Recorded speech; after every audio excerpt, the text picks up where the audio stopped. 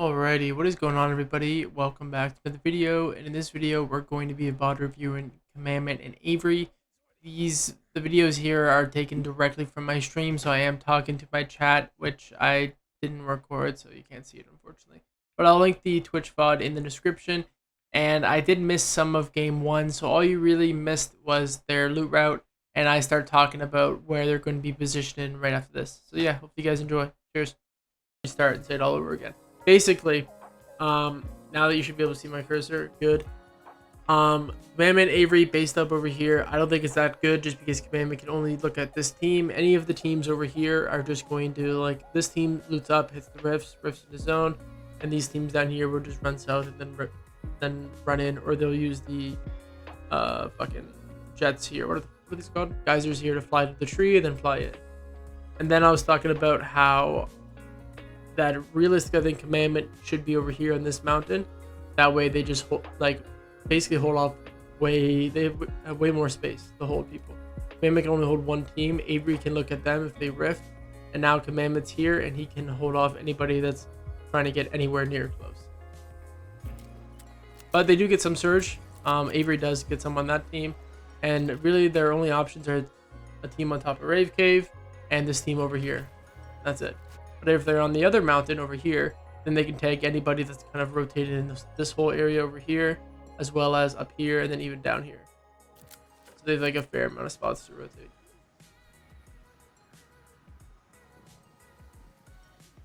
Look, they don't see shit.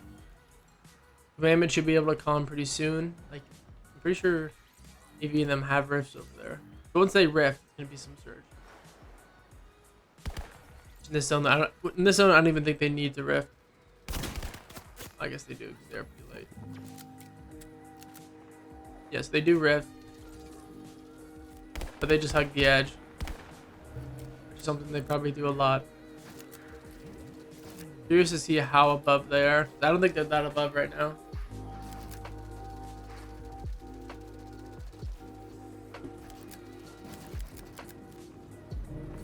Yeah, overall, I definitely don't like the positioning. I mean, look, there's no one around them at all. It's just because, like, there's just too many big spots here. No one is going to want to rotate through this when there's 3 mountains right here, here, and here, and the tree. No one's going to want to go through here, so they're going to want to go around it. And there's just no, like, loop back here. The Rave Cave team is just going to dip out early. All these teams are going to either A, take this all the way through and try to somehow get in more, or they're going to bail out early and then go, because no one's going to want to take this wind tunnel all the way through just to get cracked from every single team in the lobby.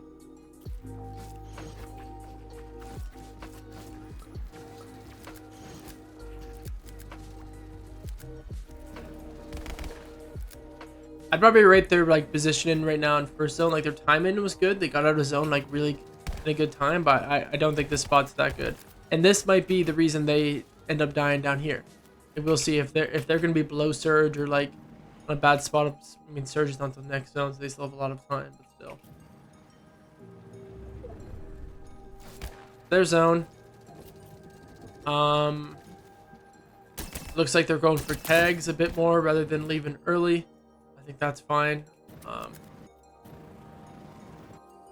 of interest. I guess it makes sense why they slide down like this rather than taking the wind tunnel. But they only get their surge because I'm guessing this is season day, right? Is this season day? Yeah, the season day slid down the mountain. They tagged them up here.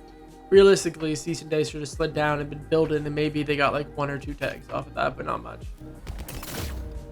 Then they get fried. Jeez, Avery gets fucking annihilated.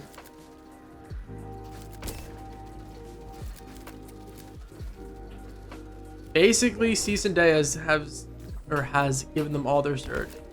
80 below, so yeah, their surge is not good at all. So poor position in zone 1 leaves them below surge. That means in zone 2, which is right now, zone 2, they have to sacrifice leaving early in order to get surge.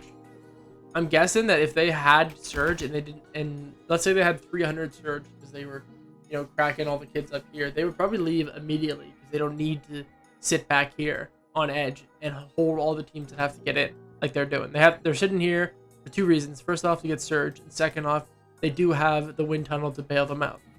So if this was a full rotate, I mean, this is even that far, you could easily run this, slide down the mountain. Once you get to like here, the only team you really have to worry about is anyone on the tree or anyone that's to your right, because you'll be facing this way.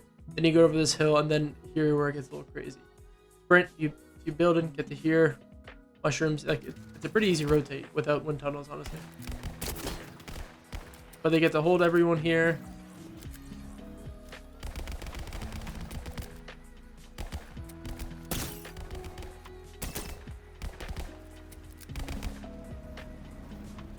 So it does work out right now, but it like to an extent, like it doesn't work out, if that makes any sense. Like sure, they're getting their surge now, but if they had positioned better zone 1, then they wouldn't have to be in storm right now, getting tags on the people who are already in. They could have just simply gotten in. Oh, this is shambles.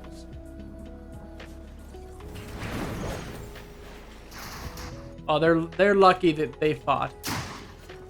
This is lucky. Yeah, nothing you can do, Pledge. Unlucky. Good armored wall. Alright. Good use of armored walls for speed. Because honestly, someone places an armored wall, it's like, fuck, man. Just let them have it.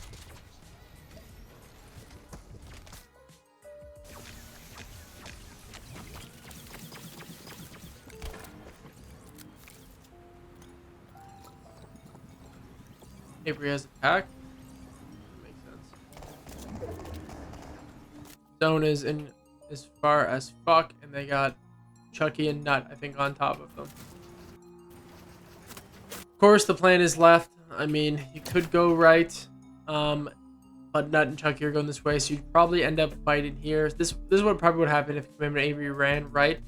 They would have been like on each other's asses and kind of tagging each other, and then one of these teams would have got pissed and then held the other one in storm, and then they both would have died either in storm or over here. So yeah, they break LOS. I mean, it's a free rotate pretty much. You do have to build, but I mean, if you build in wood, you're fine. This is something like we've already seen what D-Roller, I think it was D-Roller, Knifer, and Day. They just don't build. Like, he's already burned 250 mats, but they're already pretty like weak on shields. So burning those mats and then just simply free farming, because there's so many trees around, is way more worth it. So spending wood to rotate in order to not get shot. A lot of people would try to build like 2 to 3 walls, break, 2 to 3 walls, break, or like even like one wall, and then like try to run like 3 to 4 boxes and get in.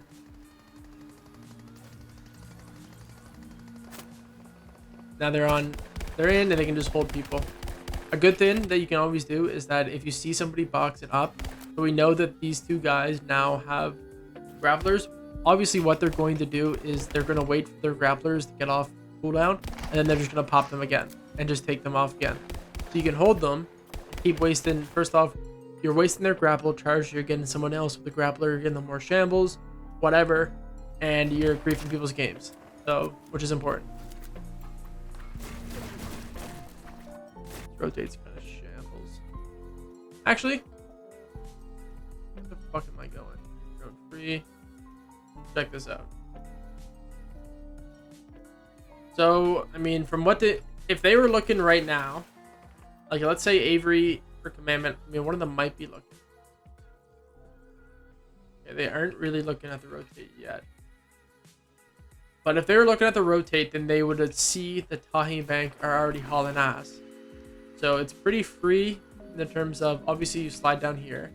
You have to be careful of any teams over here. So you would slide down, you know, you be comment, okay, I don't know if people are on the hill, be careful of here. You get here, you know no one's above you because you just watch the Tahini Bank. Run down over here, be building off your left. And then you can even, like if Tahini Bank kept going, then you just literally follow them into zone. You could probably swim. Once you get to here, it's free. You really just have to get to right here. You might get tagged a few times, but you can even base up on this rock, wait for for them to tag you up a bit, base up on this rock, and then go in. But that's like the longest route. Is that it's like slide. You might have to base up here, wait a bit. Let's say fucking Fishy and Kaz start looking at Tahi and Bank. Perfect. Now you haul ass, base up on one of these rocks, and then once you get to here, you're pretty much in because you just break LOS and pray to God that no one's in any of these bushes. And then from here, you can kind of decide where you want to go.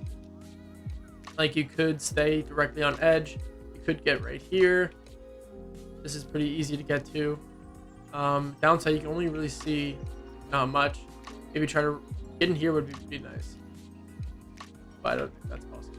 They might do that. Let's see where they go. Let's see what they do. See if I was at all right. I mean, they haven't even looked really at the rotate yet. They're just focusing on surge right now. Even though 260 above. So now they're looking at it.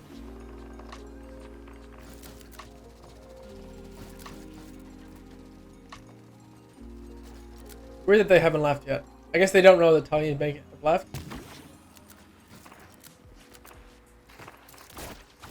Oh, and they have grapplers. They base up right on the edge. Yeah, I mean, that's fine. Tony and Bank wasn't there, so it makes sense. But using grapple shots early in order to save materials. I don't know how many of these I'm going to do tonight.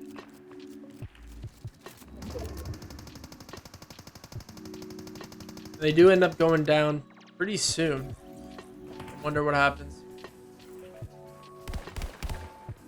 I wonder if they could have gotten in any more than how I guess edge is fine. Whatever they may pull. If half pulls here, like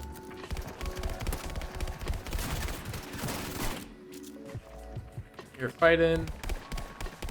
Good drop down.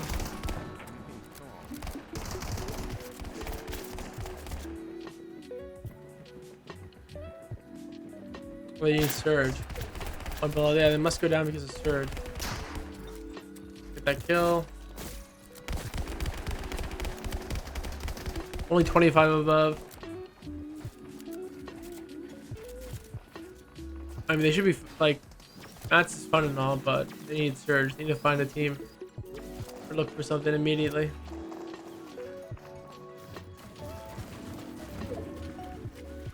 Now they're getting ticked. So yeah, they went down because of surge. I think they go down. Oh yeah, Avery goes down. Go back and watch that.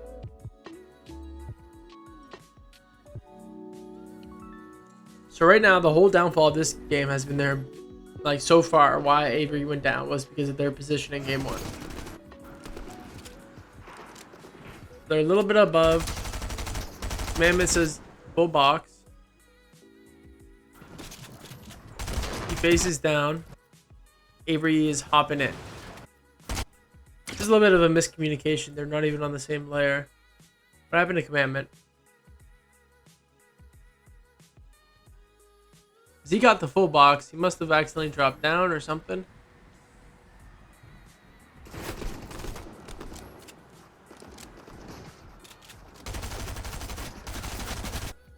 So he gets the full box, falls down.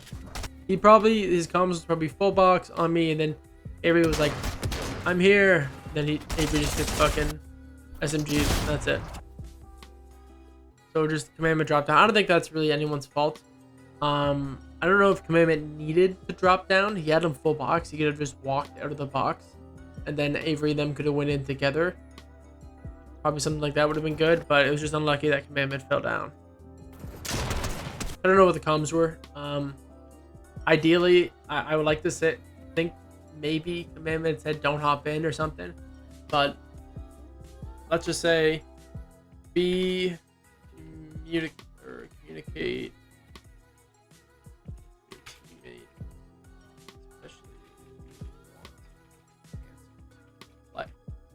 Hopefully Commandment was like, don't jump in. And then Avery kind of went back a bit. But Commandment still clutched up this game like pretty big. So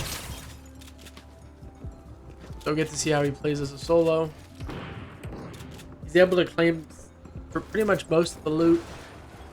Just because, oh yeah, and he gets the reboot. Maybe he gets the reboot off just because he cracked fucking Nosh or Paper, whichever one that is, pretty early.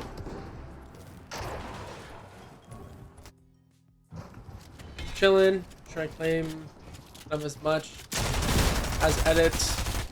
Kind of a psycho play, but I respect it.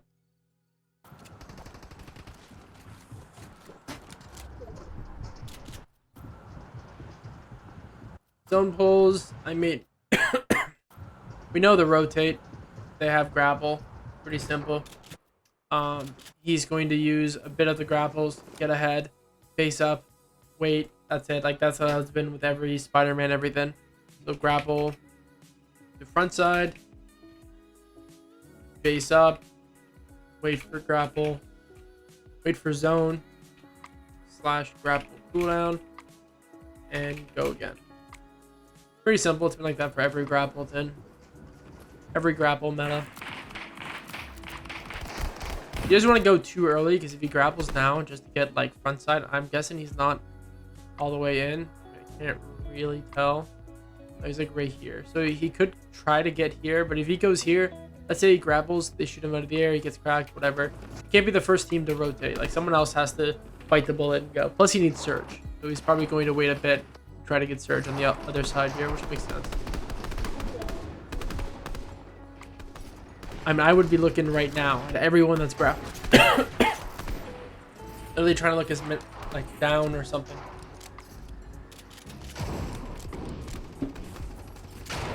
Now he's below and he has to rotate. So he didn't really look at like the right spots. So I'm gonna say not really looking for surge.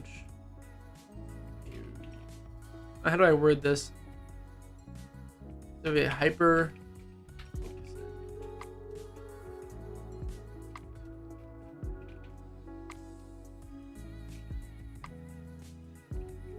Alright, hyper focusing on one team when a bunch of other teams are free tagged. So his plan, get front side, find surge. Better to be in a good position, 0 surge, than a bad position and a lot of surge. Then you really have to make a big play, unless you have grapple gloves to bail you out, obviously.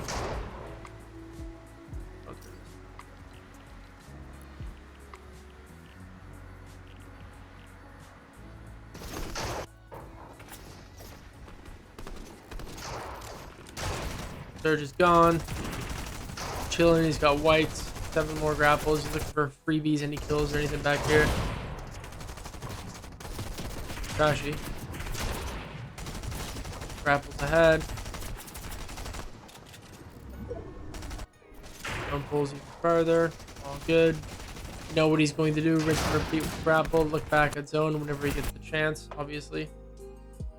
Look back at backside zone whenever chance. Obviously, there's a bunch of free kills, eliminations, mats, you name it. Backside of zone is where you'll find it.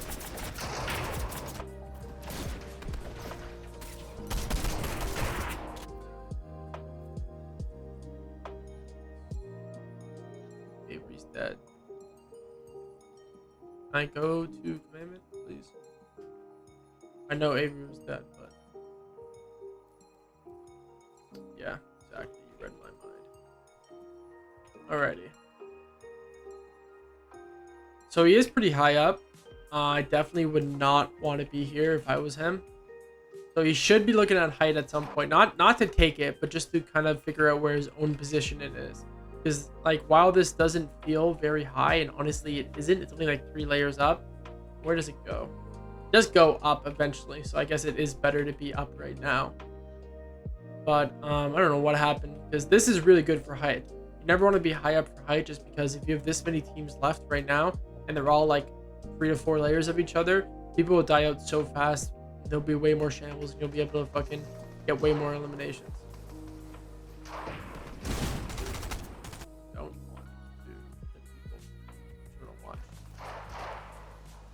Non-teenagers take height because they saw how shambles they were. Commandment gets some loot. He's gonna grapple in, pretty much. Where's he land? Lands in a pretty good spot. I mean, honestly, he is second height. Like, if I'm Kanata and Agers, I am worried about Commandment. just because I don't know how much loot he has, and he's close to me. Especially, and he's in wood, so like you double spray with the SMGs. I mean, I don't know if they won't have SMGs, but if you double spray, you'll be able to crack it pretty easily. But they're just splitting shit. They haven't really. Okay, they're focusing them. All good. Notice all Commandment is doing is literally just hugging the backside. Like he's got the grapplers to bail him out. Let me go back to them. He still has the grappler to bail him out, so he's able to clutch up so much solo points. I mean, that might be why they won FNCS. Like, at least so far, this game is like heavily because they have the grapplers to bail them out. They can greed on their position, and they don't have to focus on tarping and getting to front side because they have the grapple gloves. They can, you know, grapple to front, sit, wait, grapple to front, sit, wait, rinse and repeat until you're out of match, and you're forced to actually make a play. I love that. How many times is that going to happen to me? Alright, they should. I think he's about to go down soon. So he's about to actually have to make a play because he's out of materials. So basically this whole time since Avery died, he just has been like playing pretty basically.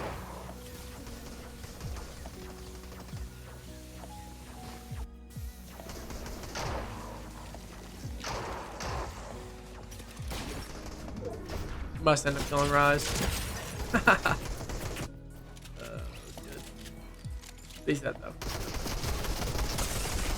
And that's it. So honestly, I'd say that this entire game, the whole downfall right now of this whole game was the poor positioning in Zone 1. I mean, let's just think about how it all kind of buckled off of each other. We had Avery and Commandment first zone basing up in a fucking weird ass spot here and here. No teams around them. If they do this again, I'll be shocked. But they 100% should have learned that this is not a good spot and we should throw Commandment at least over here, or we double base up here or whatever. But they base up here. They get no surge on the rotate. You know, they get about like 50 over here and maybe like another 50 to 75 over here, but not enough surge for like this, you know, caliber of a lobby. Not nearly enough. So then they decide, okay, you know, zone's coming. We're gonna have to sit here and sacrifice rotating early to get a better position into zone 2 because we need surge. So they're gonna sit here and take all the teams that are running by like this, which is what they did. They get their surge up a bit, but that means that when eventually they do get to zone, they're going to be on the edge of zone, and that's it. And then they're in the edge of fucking second or third zone, and then they're still on the edge. They get shambles still down on surge because they don't have that like foundation of early surge, and then it all just cycles down. That's why they lost. They went down game 1.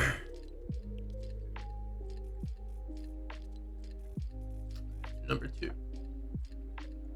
which is this one. Say entirely again. Okay, curious.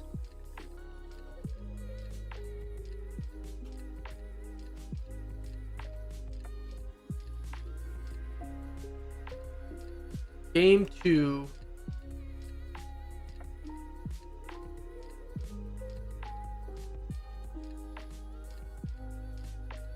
I honestly might have to VOD review Bugha and Mero too, just because it was that close of a game. And Pam's doing patch. I mean, they all played like so close.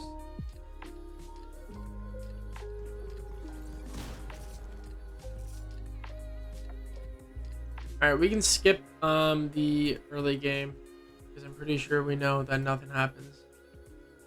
But we'll see. I mean, if we see kills or whatever, then we know.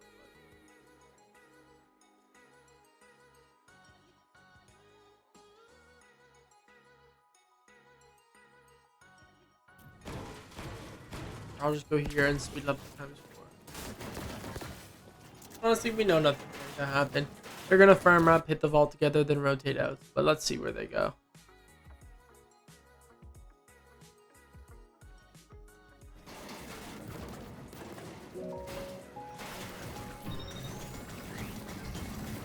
A little bit late. I don't know what happened with the timing here. They're a little bit more late than normal. Like the last round, they were... I guess it depends on the bus, where the bus came from. If this was a far drop, then it would make sense if they were more late. Yeah, that's probably it.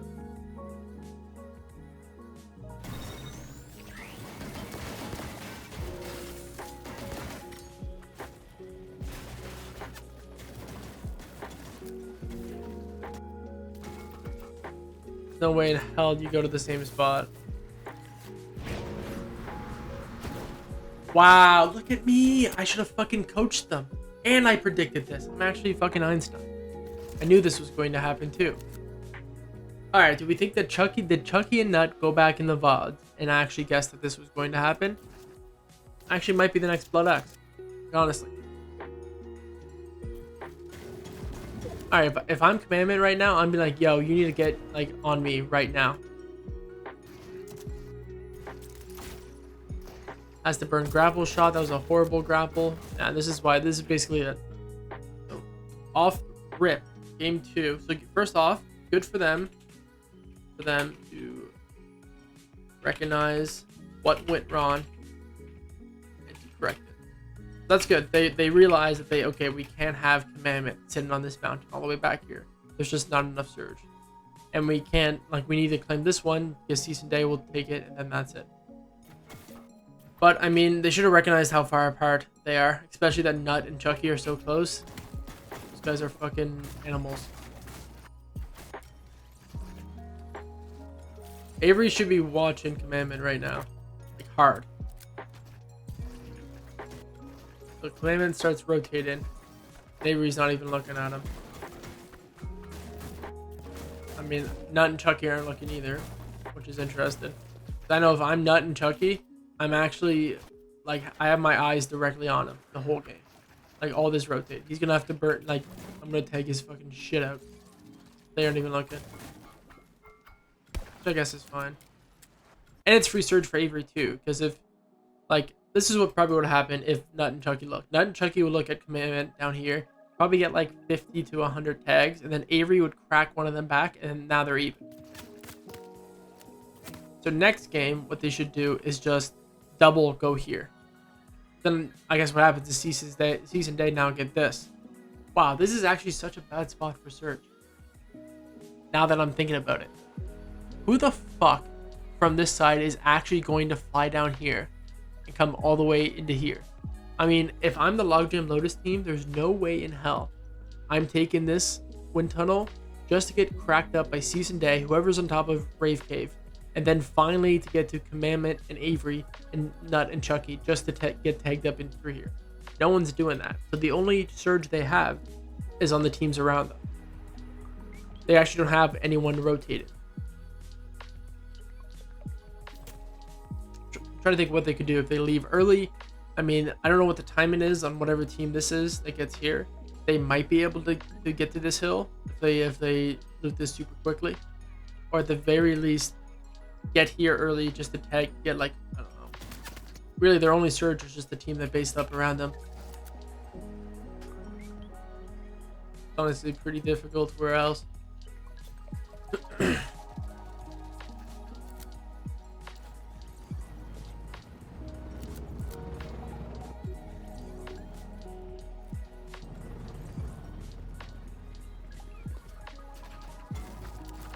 Maybe they just have to be more aggressive. Maybe that's what they do later on when they're actually in Rave Cave. They push a little bit more and they get some of their early surge on the teams in Rave Cave before leaving it. That could be an option. Or that they try to claim one of these deeper positions earlier, so they could go here and try to claim this pretty earlier. Because this is a good spot because you can look over. I mean, actually not even, because there's not even much teams. Like, more teams will base up over here than they will on the other side. But I guess this isn't bad because if any teams do want to make a dead side rotate, they're going to be entering over here, especially all these teams here. So it's not bad, but it could be better. But clearly something went wrong because they die soon. Their mats, like, aren't bad. It has to be surge.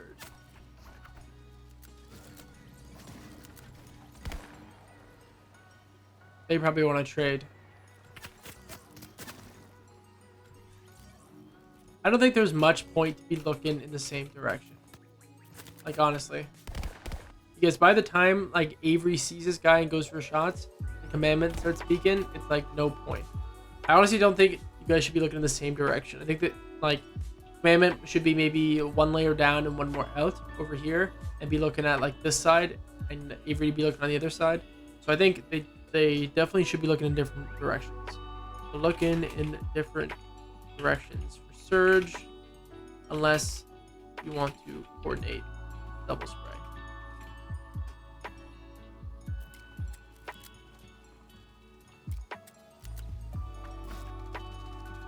Curious to see how much surge they do have, even though it is still, yes, exactly where I want to click on these guys.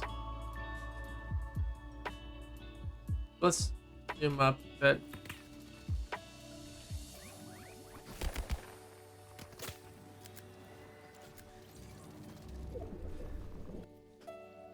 Zone pulls, that's an awful pull. Wow. That is really bad. I mean, realistically, if I have to think about this, anyone that is close is going to stay here. So, while I can see, I'm trying to think like which ways would I run? If you wait until this is Slack's clarity, this isn't even season day, this is season day, whatever. If you wait until this team goes, let's say they're looking right now. This team runs. They recognize that. They only have to run across here and be worried about the Rave Cape team. They get up here, now they sit and wait. Okay, there's season day. Let's say season day get to here and we see that these guys are now running in as well. Perfect. So now we can kind of run with them and everyone kind of follows each other in. Let's say these guys get in first. They're here, they're getting cracked, they're getting shot up by everyone. Cool. But they get in here, they look back, and they look back at season day. And then you guys can either A, kill season day here. This is clarity and slacks. Whatever, these fucking blue arrows. You look back at blue here. You can either hop in, kill them, armor it up, take the fucking refresh and build in, or just let them fight and run around. Or you can run right. It's okay, we see them going, you slide down, you know this is free because you've been looking at this for the last 20 minutes during the whole zone, so you know you don't have to actually look here. You run, and you try to like slide and enter somewhere around here. You might have to build until you get close to this team and wait for this pink team to run in, and then you just follow them. But I guess the wind tunnels are on, so you could... I mean, you can use the wind tunnel. I wouldn't even use the wind tunnels, honestly. But I think they have to greed their position again for surge. I wouldn't honestly do it for this fucking zone now, even though they do have the wind tunnels, because it's going to be shambles. So forced to greed positioning in exchange for surge.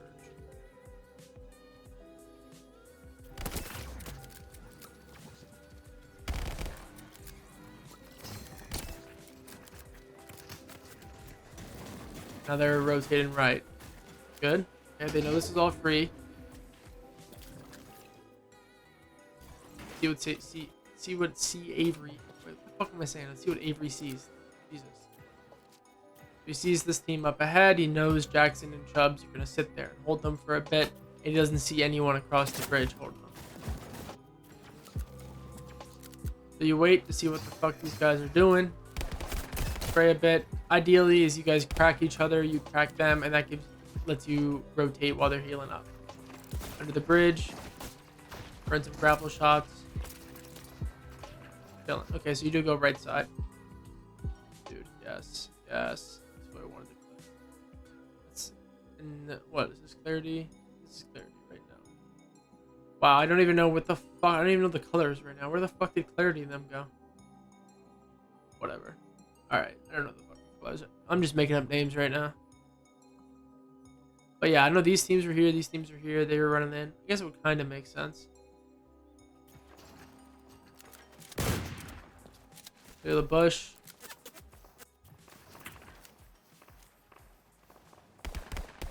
Get any turn tags on people that are shambles.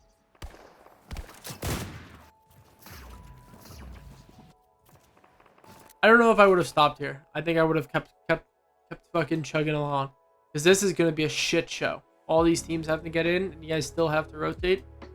That's why I honestly think left might have been better than right. I mean, obviously I'm looking back with hindsight, but still, if they ran left, then they could use all this LOS here. This is just the clear sight. I guess their plan, I can kind of see it. You wait here, you wait for another team to get ahead of you, and then you run behind them. But you might just have to bite the bullet and try to build in. Or tank storm. I guess they have grapple gloves to bail them out.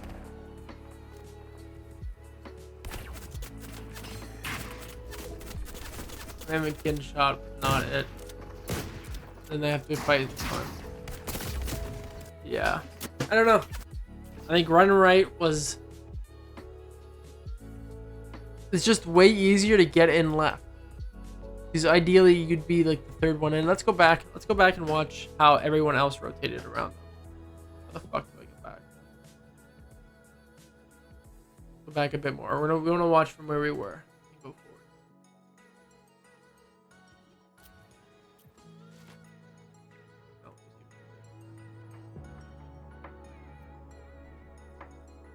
All right, let's watch this.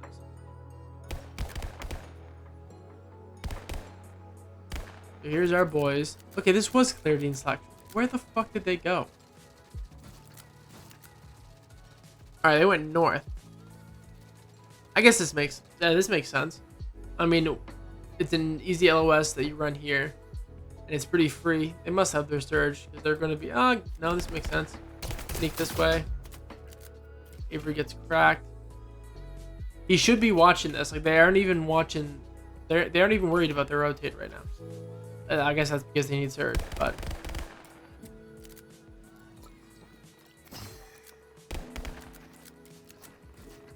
Curious to see what these guys. Okay, so these guys run in. Free as fuck for a Yamzo and Jamper. Wow.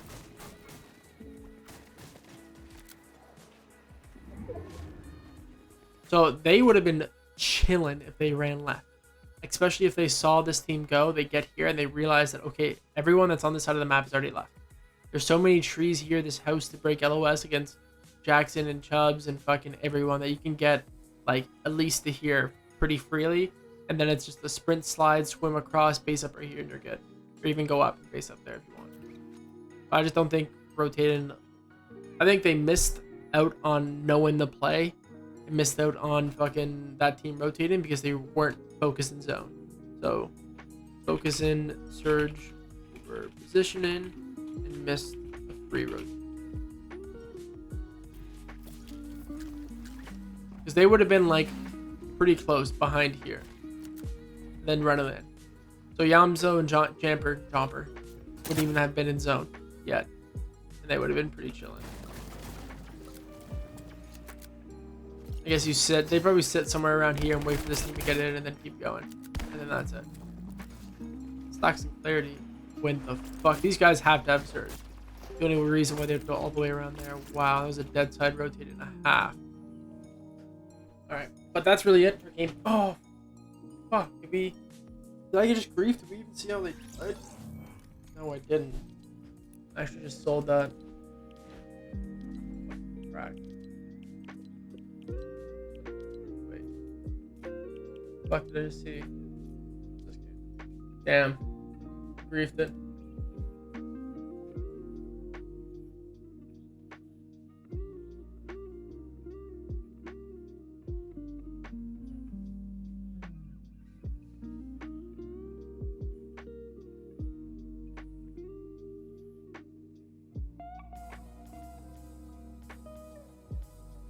I think I'm gonna watch this game, and then that's probably it. And I'll do the rest of the game.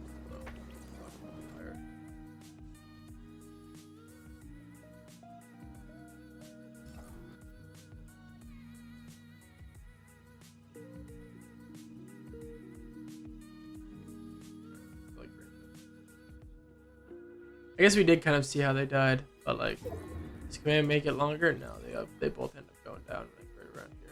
Not rotate.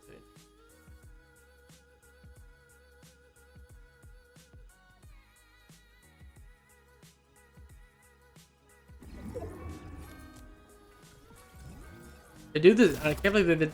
I mean, command getting cracked did not help this play. Now they have to rotate in right now, or they're dead. Look at all these teams here that are griefing.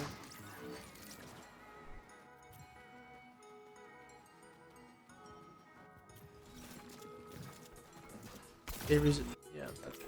Avery's already dead. Commandment gone. Alrighty, so yeah, I think I'm gonna chill, and then tomorrow I'll stream the rest of these games. But yeah, cheers. Because obviously we can probably figure out a rotate right now based on like what we see. We have to figure out what Commandment sees, what they can really do. So they don't know that no one's in this, and they know that someone's over here. So realistically, to get all the way down here, I think the best would be to probably swing right. Right? So we swing right. Ooh, actually left could work too.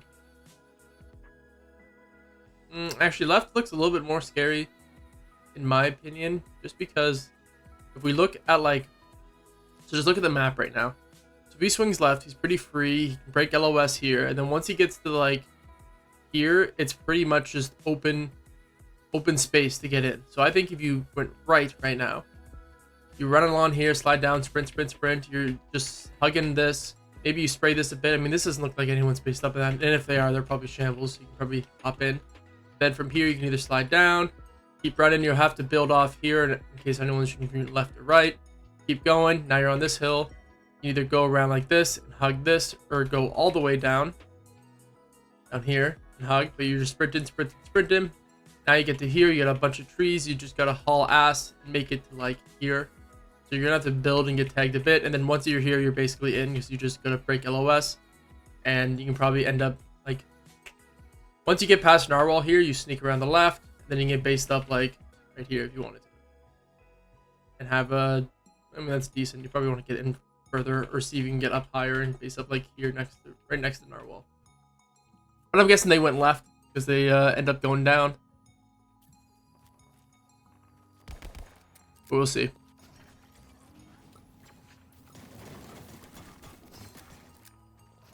Okay, so they went right, like I said. Interesting.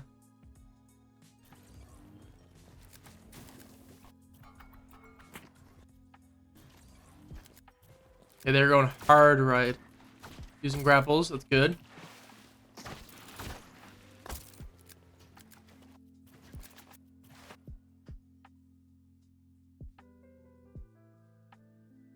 So if they were going to burn these grapple shots anyway, I don't see why they wouldn't just go through the gas station. You do have to build off. Avery's getting shot. They're still below on Surge. Surge was honestly a huge fucking issue. C9, yep. C9 Avery won. Woo! C9. Crazy. Yeah, but C9 Avery won. So yeah, let's go C9. And all they did to celebrate Avery winning the biggest fucking tournament in NAE East is retweet his tweet.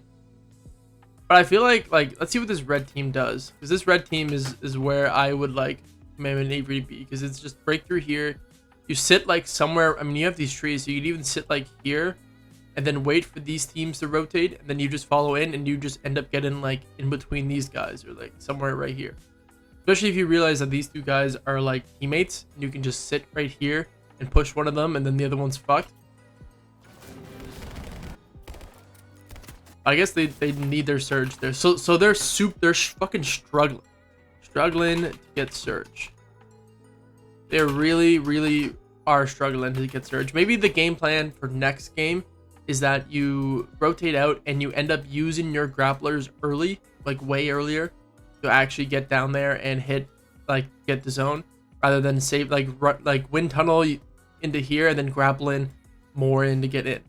They could even, I mean, they could go back and key Av and is it the AV and Golden, I think. They could come back here and key them and hit the rifts in if they wanted to. They end up cutting through the gas station anyway, like I said. I just think it would have been better if they just didn't focus here and just hugged this whole side and then went through the gas station, because now they're basically in.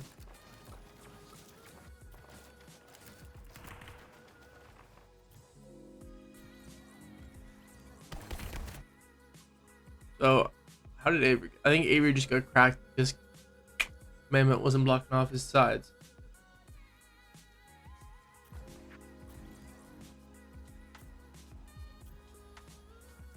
I guess we're not going to be able to see it. Yeah, I mean they just go down because of Surge again. They're really struggling for Surge right now, like a lot.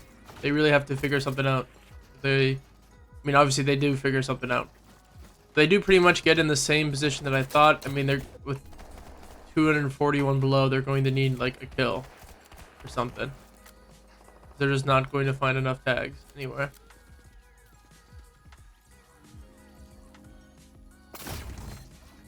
And that's it. They're just gonna get, yeah, Surge is gonna take them down. And that's it again.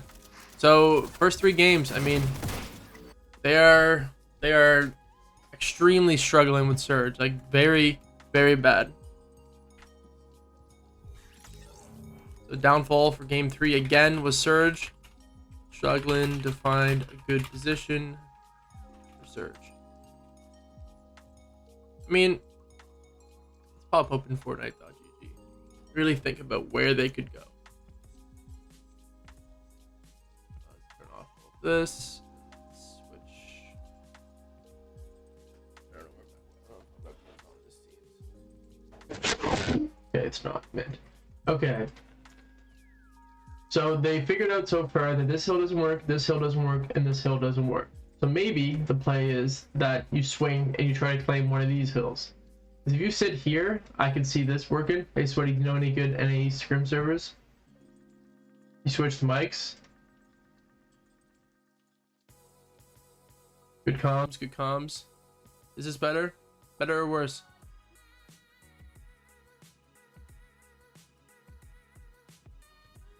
Better or worse? Hello, hello, hello. Test, test, test. Good. NAE scrim servers is probably KNG, which I think they rebranded the CubeX. When they host ladders and rank scrims, those are good. Oh my god, my alerts aren't even on. I'm fucking selling.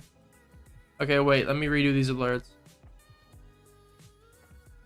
Hey, Regan Bands with the follow, thank you. And Sophia Goza, thank you for the follow. Sorry about that, I didn't have my alerts on. Trolling. Okay. Yeah, but KNG, East Open, East Open shit. KNG, Manu, then like Vital, CXL, and all that stuff. But KNG is probably your best bet.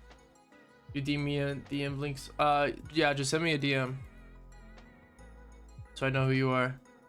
But I think this would be a good spot because if they get here, or even one of these, they'd have to get one of these like this mounted. They could do one person here, like Commandment here, Avery here. So Commandment has a free reign on everyone north. And then Avery has a free reign on everyone that's over here that has to rotate. Want me to DM you on DC? Yeah, just do that. And that could be a good option for their Surge. Or they'd leave early enough and they'd literally try to claim one of these tilted hills a lot sooner. And like they just need to find their Surge. Basically, the tilted hills are good, so they should have been good on Surge. They just weren't. I think they need to tag more people when they're rotated. I think they're just focusing too hard on their positioning. It's that just send a friend request and I'll just accept it later, but just try to get one of these hills early and then just sit there for their Surge. But we'll see what they do, because obviously they figure out how to do something, right? Or they wouldn't have won. So now we're on game 4. They got 4 eliminations and 5th place.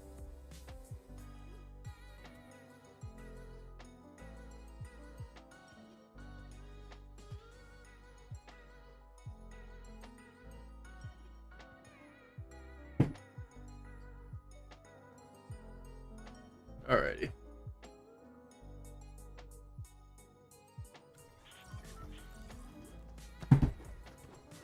Skip to like 2 minutes. The rotate is pretty simple. Can you send the? Yeah, I'll do it after this.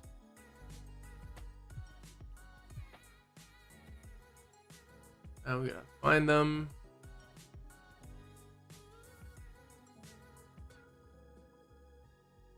Go over that bit there.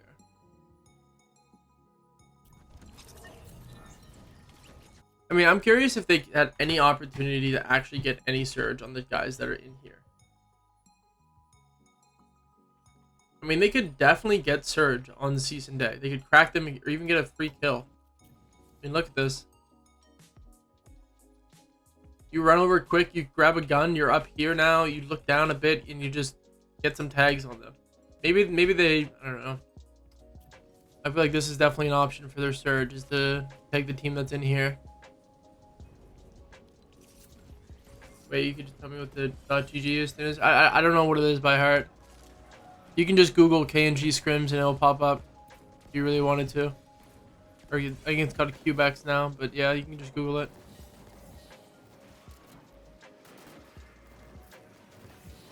Alright, so it would have been good if they hit that shot.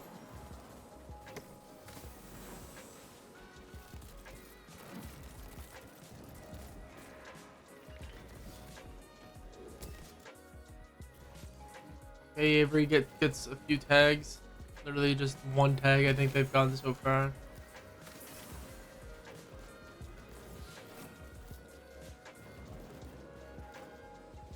I think Cease and Day are able to get into a good position so quickly because they aren't as well, like, they don't have as much good mats. I think, anyway. I mean, he's basically cap.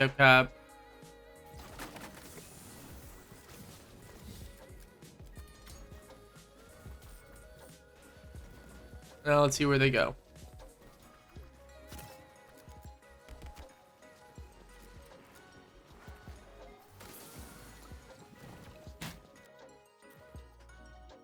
I mean, this zone is already pretty scuffed for them.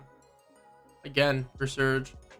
Because Nut and Chucky are already based up here. Whoofishy and Kaz are already here. And doing their split here, I mean, who are they going to tag?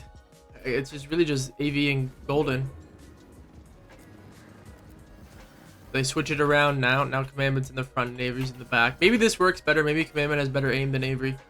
That's why they switched it this time. Avery being in the back. So really, the only team Avery can look at is the team over here. So maybe the plan is that if they really want to get their Surge, Nexus also, why is it not KNG? No idea. If they really want to get their Surge, they could like really hard focus this team because they know that the timing is okay when they are based up and looking for Surge. AV and Golden still need to hit this Rifts over here. So I don't think he should be. No one's going to be coming from over here. No one at all. There's literally like, what split is going to be coming from right here? There's no point to even look there. And Nut and Chucky usually are rotated in by this time anyway. You should know that from the VODs. Are you doing one of those classes? I don't know. I don't know what you're on about. And just be able to tag them up.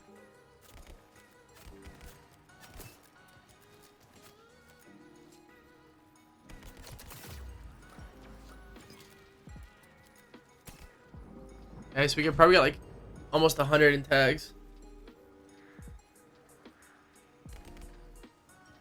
Fog doesn't help at all.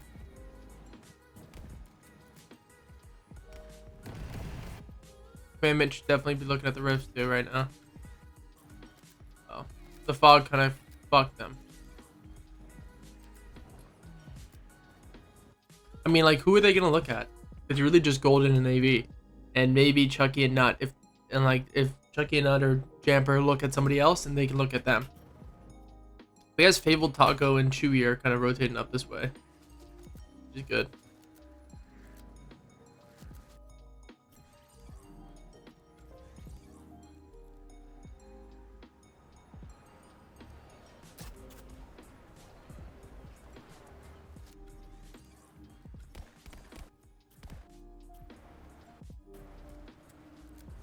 Okay, so I think the reason why they do well this game is just because Fabled Taco and fucking AV are gonna fight.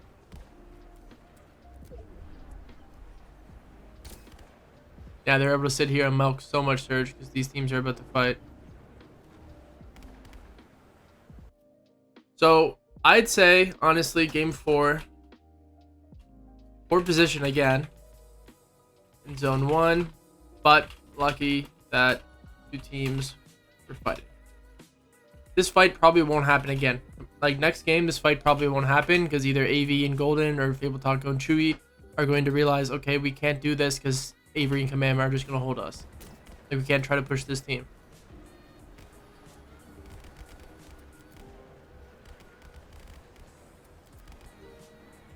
And they're able to do this because they do have the wind tunnels just to bail them out and to fly into zone.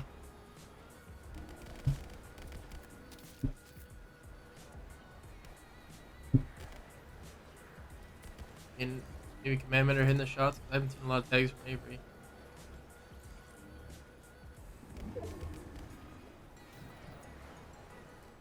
They need to be like at least 200 above here. Yeah, they're gonna grief these guys, but I mean that's fine. I honestly like this play that they do. I like this play a lot. They sit in the storm and they tank just a bit of storm because they know if they hop in this wind tunnel and leave down, Jamper and Yamzo are just gonna hold their shit and kill them. So they're going to sit in storm and wait for storm to be on Jamper and Yamzo, so they have to rotate and then follow through. So I think that's really smart.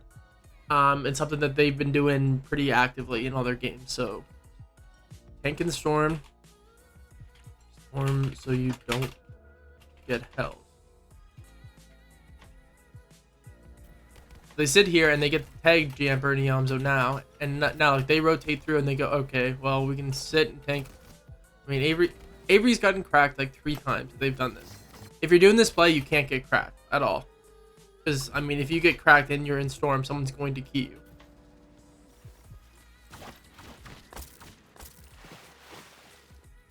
So it makes sense for them to go back inside. Rave Cave has a shit ton of fucking loot. I mean, if you are shambles, then this is where you want to be because you can just literally get so much fucking loot here. This makes sense. They just get back up. They're good to go.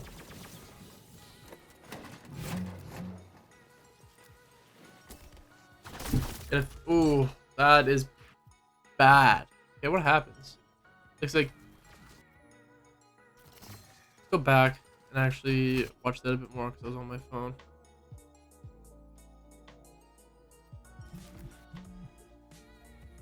Fucking...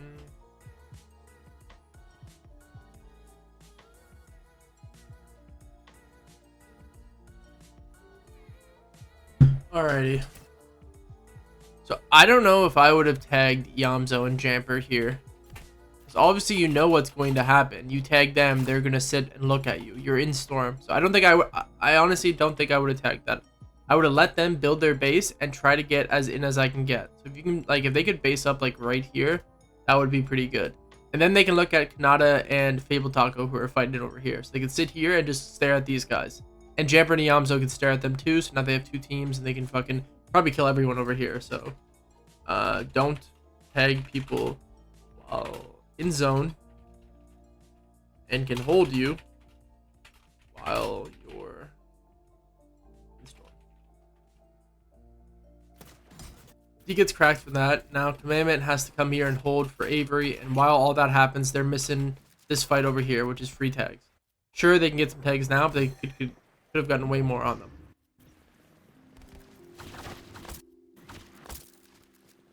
They're using their grapples to bail them out.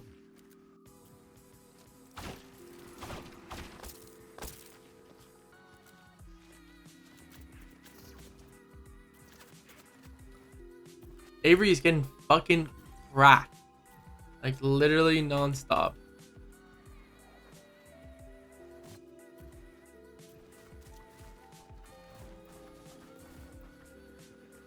They do end up getting a kill here. Curious to see how that happens. Probably one of these teams behind them that are shambles. I wonder if they needed, like, let's go back a bit. I wonder if they needed to leave when they left, like the Rave Cave, because they were tanking storm in there for a bit, and then they just bail out and try to cut through this fucking threshold here. Like, sure, it's a 2. Oh, I guess Commandment no, Avery's probably a med kit. I mean, at this point, you are very low on AR ammo. 172 above. You hit all these. Like, are they able to tank storm enough to maybe try to enter from over here? Like, if there's launch pads everywhere, they could easily have taken a launch pad, tanked a bit of storm. Maybe they dropped their fucking one big for some whites, some med mist or something. I mean, they end up grabbing med mist eventually. So.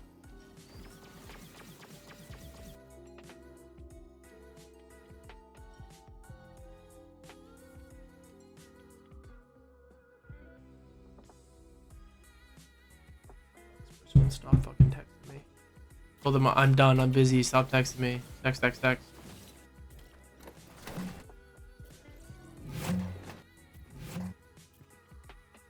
don't know. I think it would have been better to tank storm and try to get over here, because once you're here, the rotate is pretty free because you just use logjam. Oh, actually, I don't even know, because then it's the same situation. But ideally, you'd be over here.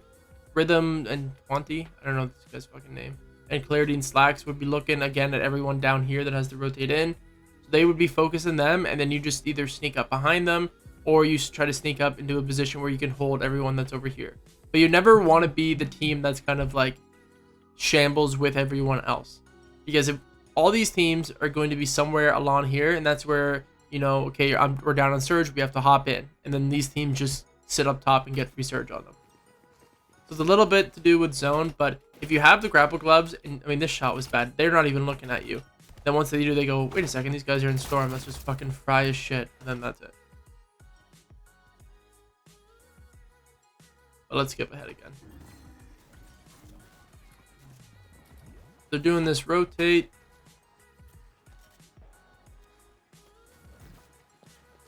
I'd probably stay down there. They're in 30 below. They gotta look back immediately at all the teams behind them. Zone is pretty close. I mean, that's an easy rotate. You usually wait for Hoot, Fishy, and Kaz to go, and then you follow suit right behind them. Oh, they fight. Okay, that's how they get this Surge right now. And we won't be able to see it because replay mode's amazing. I'm guessing they just hop in on Agers. And that's it. Now they have a refresh.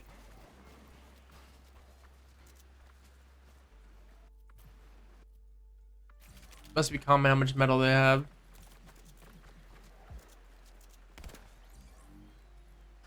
Gotta be careful getting tagged because they only have minis left. I mean, that's the thing about the fights on Edge here, is that if you're on Edge and you know everyone else is shambles and you take a fight by killing them or doing whatever, I mean, you're not going to get much for it. Like, not an Agers dropped Siphon Mats. They gave Avery a bit more ammo, which he needs to split with Commandment. But their heals are bad. They got one band-aid. So if you're taking a fight on hot side, on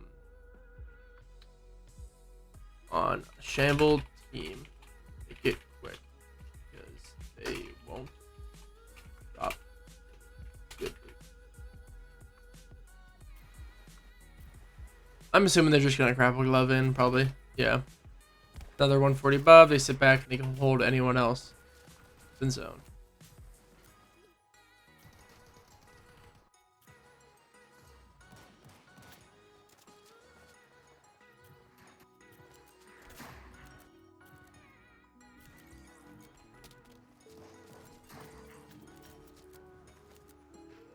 And you have ammo now. You might as well, yeah, you might as well start spraying. Oh my god.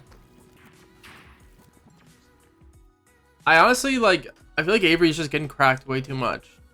Avery getting cracked way too much. Like, I think just alone in this game, he might have gotten cracked like 4 times.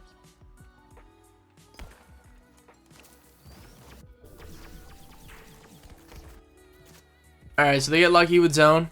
It's very close to them. I think that's them right there, right? Yep. So zone, this is, I mean, pretty free because you have the grapple. I mean, as soon as they say Avery gets cracked, Commandment gets fucking lasered. But, I mean, the rotate's pretty free.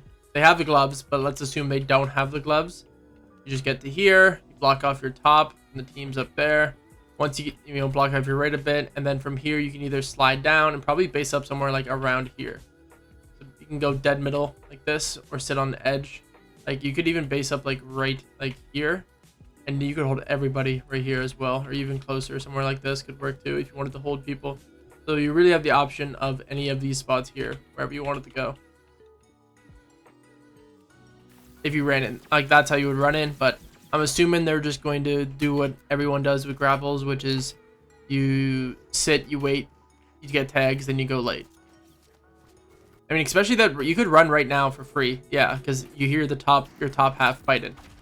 Then you sit here. Break that, and now you guys should be immediately looking back. Look back. Pop this shit open, and go for tags on everyone behind you.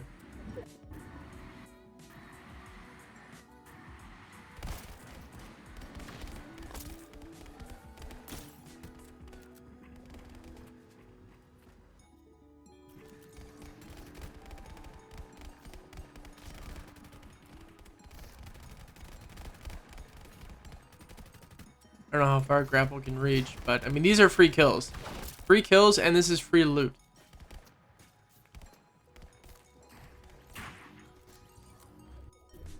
Zone pulls. Alright, so they also kind of get zone. Let's do the same thing again. What would be the rotate if they didn't have grapple gloves? Grapple gloves is a free bailout. So, honestly, I would probably, I would be on this box looking right now. I would see probably Skittles and users running to the left, and they're building wood, which is pretty shambles. But this zone pulls, this way. So it's honestly pretty easy. I mean, it goes down. If you get on top of this god brick, refresh, chill, go again. But you really want to get, like, oh god, this is a horrible zone. I mean, everyone's going to be based up, like, around, like, here. Everyone's going to be based up here because no one wants to be the fucking team in the middle of the water anywhere. But you could, I feel like you could make it, like, here, but I don't know. You don't want to be the team that's, like, off in the distance alone because then you'll get lobbied by everybody else. So I think most teams are just going to be based up, like, here. Which you know, so then now you have to think about it like, okay, well, the next pull, like if it pulls over here and you're on this far side, you're fucked. Like that's very bad. So maybe it's best to go in the middle, and if it pulls straight across to here, then everyone's fucked because that's a fucking water zone. Yeah, the battle map, that's where I wanted to go. But they have the gloves, so we know what they're going to do. Typical glove stuff.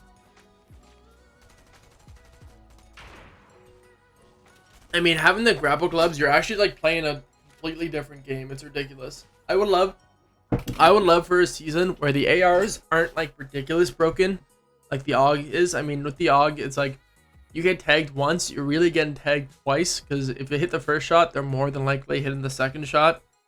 And it's like, okay, now you're down 50 shield. And if your drop is pretty like doesn't give you a lot of heals and shields, then you're fucked.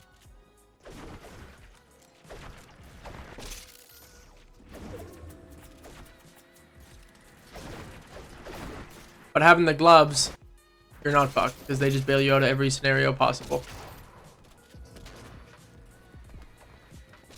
80 above, they need to look. They don't need to worry about rotating at all because they have the gloves to bail them out.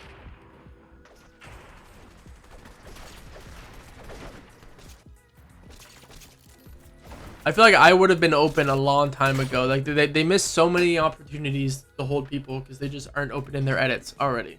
So I feel like if it's like if you're going to look back, open your edits sooner. Something like a wider edit. Both of you guys sit behind the cone left and right, and that way if you know Rise grapples, you just shoot the grapple and you guys fucking spray him. I also feel like you don't want to be the last team to grapple in. I mean, in most cases it'll work, but I think once you're the last team to grapple in, all the grapple teams are going to be looking at you. So I think you really have to find this timing of where you grapple in late, but you're not the last team to grapple in.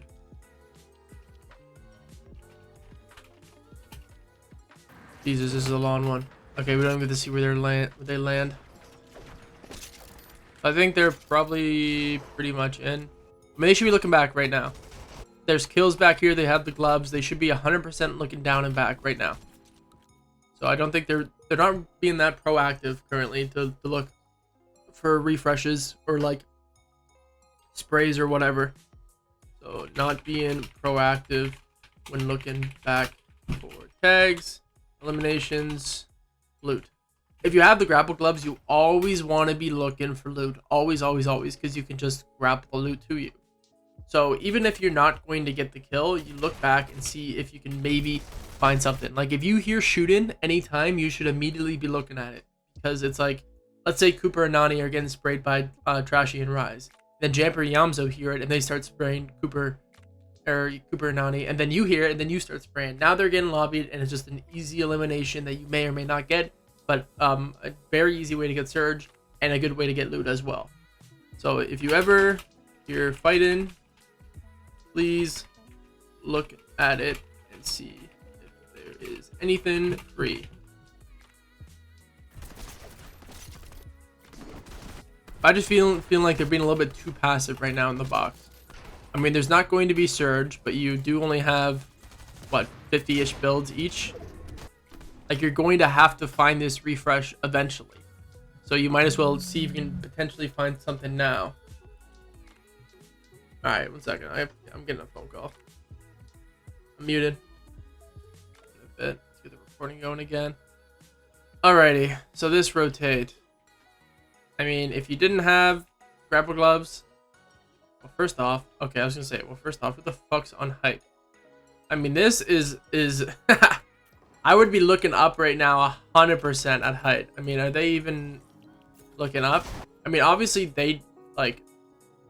I just feel like their information like awareness when they're boxed up like this is just kind of like poor.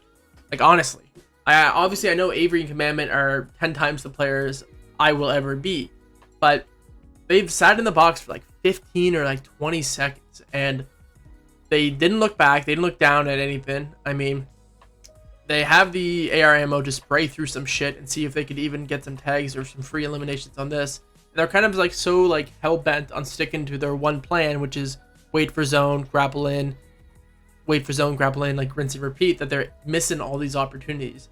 If they look back and see Degen and Pledge like this and they shot out, you know, literally this floor here, like they're going down and then they get height super free and super easy. Like it's ridiculous. Then they have height and they can, you know, spray down, get refreshes. They have the grapple gloves to look for loot and storm. It's just, I feel like their awareness in the terms of in the box like this when they're waiting for zone is just not the best at all. So I'm gonna write that down. Informational, I don't even know this information awareness when in the box. 4. Missing opportunities for eliminations because they are too focused on their set plan. I mean, following your plan when you have it is good, but being hyper focused on it and not really able to adapt in the moment isn't. Because it's like, you know, what happens when your plan goes wrong?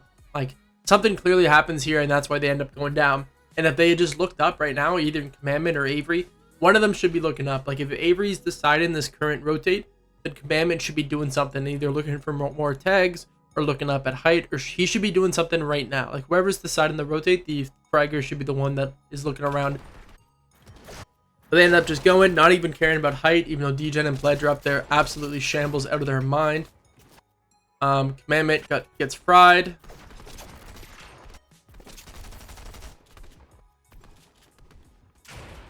Now they have to kind of heal back up, and they're really shambles on heals.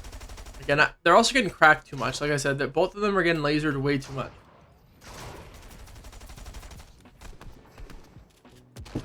Nice, these are free. Oh no, not Trashy and Rise. Avery ends up going down, and then Commandment's a solo. So he probably clutches up a fair amount. He's got one more glove yet left. He's probably going to use this to get to zone. 15 builds. Gotta take his minis.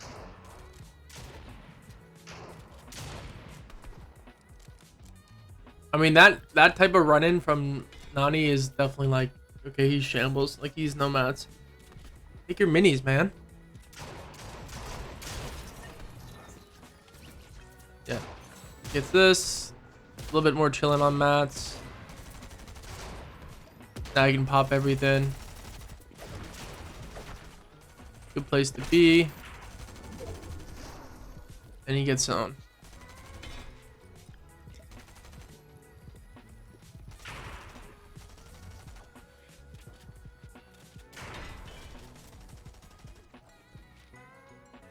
But it goes, does it go up a bit, or does he try to refarm this and end up dying?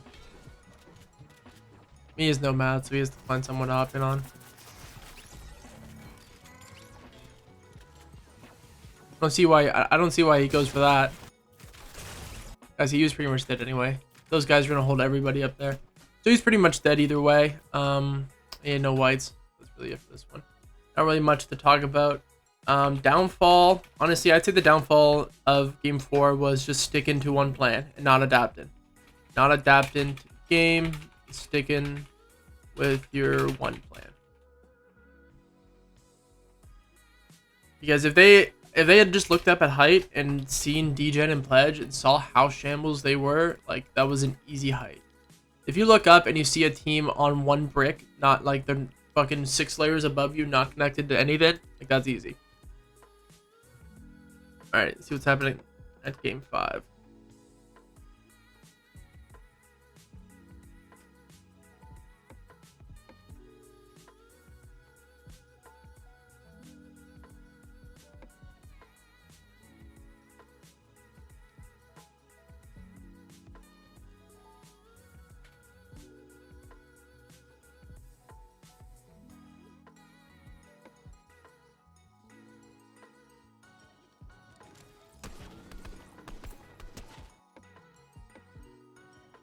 Skip ahead a bit, probably skip like pretty much the full thing or the full looting process because we know how they loot.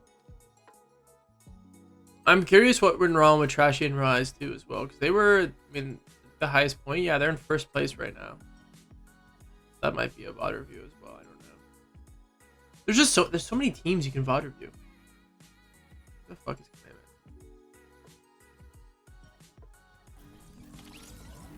So let's just skip up. We know they're gonna loot, blah blah blah, and they're gonna be good to go and rotate. I'm just curious to where they position to right after. Probably get like what, a few tags on fucking. Oh, maybe the bus was fire. I didn't see the bus, but it looked pretty.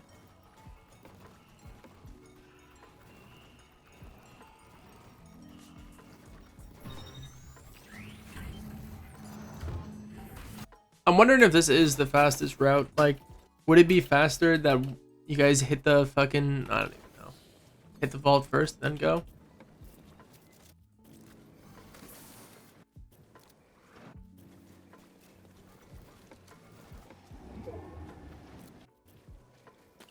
This is different. This is the first time they've actually gone into the other parts of the cave. I don't know if they're looking for refreshes. All right, so they're gonna go to the top. Now they're at the top. Nice. How do they know no one's up here? Like someone like Yamzo and Jamper could easily be up there. They aren't even know where Yamzo and Jamper. Yeah, they're already deep in the storm. I mean, I think the reason why this doesn't work now is just because I'm guessing this was a late drop on the bus because everyone looks like their rotates are a little bit late. This must be not in Chucky yet. So they're up here now, but like this side of the map is so. I mean, this is the same issue Sweaty Sands had. It's just a shitty spot of the map to actually get surged from. Unless you pull zone and you keep pulling zone. Or if you're the first team up there, I mean, it's a good spot. But there's no one here. Like, there's 3 teams they can get surged from. And Avery is a fucking hammer. He's not getting shit. They have to go in more. And unless you're the very first team to go up there, I wouldn't base up anywhere. Anywhere near fucking Brave Cave for surge. Anywhere. Unless like the only exception is like these 2 mountains, or you get in the top here, or you key AV and Golden really early, hit the rifts and go into zone. But I mean, there's literally 0 surge here, and you have a hammer. I mean, like, what the fuck are you gonna do with that? So I think it's better that you just go in now. I mean, see what they see. Like if they had looked over here and just said, okay, like there's no one here, there's no one on these mountains. Let's just go down here, hit this pad and fly into zone, get to like here and then hit this and then enter zone, like literally like get like right here. If they based up right there, let's fly over there. They pad to here, they sit, they wait, they take this wind tunnel. Now they're here, they base up on this rock. Honestly, like this is still pretty shambles because all these trees are here. So maybe you slide down here and you base up like here. You just try to tag anybody. Even then, honestly, you could just use this fucking rotate through here. Oh, these guys are in the bush. And you wouldn't know these guys are in the bush, but you could follow this to an extent, and then they'll probably tag you and crack you, so that would probably be bad. But I'd imagine people will see this and actually follow this. But once you're here, like the rotate's pretty free. You can just slide here, sprint. Now you have to start worrying about being tagged like right around here. And then now you just run up and you just try to get as far up as you can get. Like you can get anywhere on this mountain, the next rotate's free as fuck. Like imagine they get like all the way to here. But I just don't think sit-in anywhere near Rave Cave early on is the play ever. Unless, those ones I mentioned earlier. So I don't think sit-in near Rave Cave is not the play early surge. There's just no teams around them. They only can get surge on other teams that are already based up. You want to be in a position where you can get surge on the teams that are going to base up. Because that way you can get way more tags on them. And you're not actually like traded like this.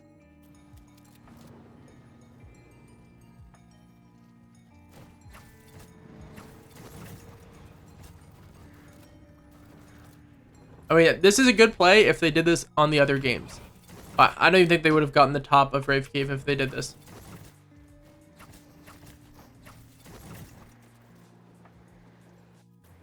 Yeah, they should have done this way sooner. Because look, literally no one's there. Yeah, one team on the edge of the fucking bridge. You could stay here. I mean, the next rotate is pretty free. You could just stay here and see if you can get any tags on people. But there's no one on this side of the map. Like, at all.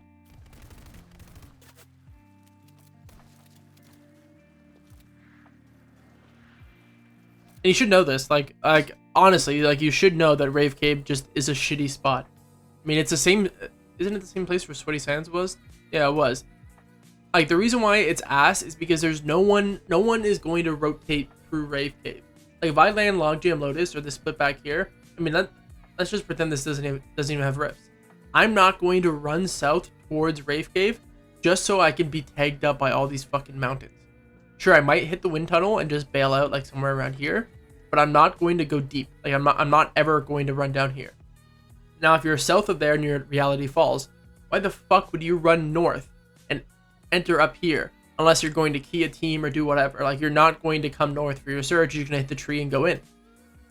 The only people that can realistically get surge on is other Rave Cave teams that are rotating or already based up, like we've been seeing, or AV and Golden, because by the time Commandment and Avery leave Rave Cave, AV and Golden are over here. So you can, shoot them out of the air or whatever, but most times they hit the rift and they swing down and tank storm and then they enter. So I just think the play is to get the fuck out of Rave Cave as soon as possible and haul ass into zone. And then, because you can loot everything so quickly, you have, launch pads and wind tunnels and everything. Use that to your advantage and maybe even burn a few grapple shots and get in and then start looking for surge. While teams like Tilted can just base up, on one of these spots here and look for their surge on all the teams that have to rotate in. They don't have to rotate, then look for surge. They can just sit and then basically get their POI and look for surge. So that's something you should know before you actually go into it, is that you're not going to find your surge at your POI, at least at Rave Cave, if you're not going to hard look at the teams at Rave Cave.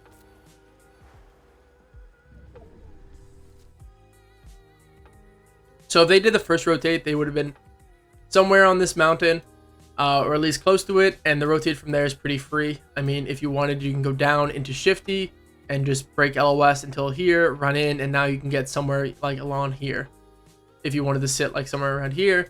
In this case, that rotate, I think I still pretty much see it. LOS, you can get to here.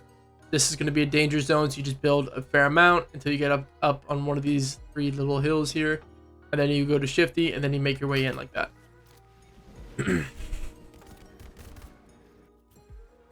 I would be careful shooting. Like, honestly, I don't think I would shoot unless it's like a really, really free shot, like a free laser or something. Just because if you're going to shoot, everyone has visual audio and everyone's going to be like, wait, there's kids over here. We can hold the fuck out of them. Like, if I'm Peter Bot and Byla, I am staring down Commandment and Avery right now and tagging their shit. But I guess they time in it and they're good to go.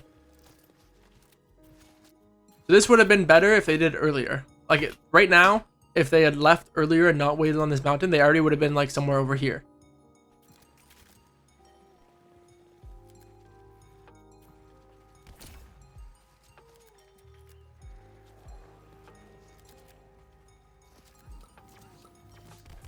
So they have to do this because their third position is bad.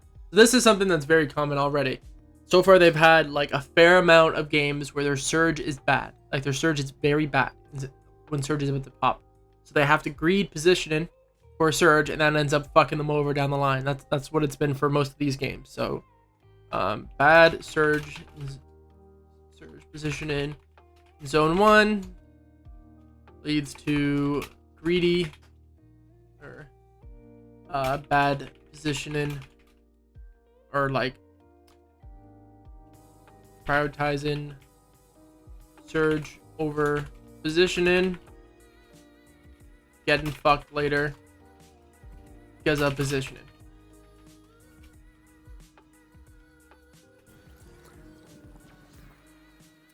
So yeah, they have to make a play like this because they aren't already over here.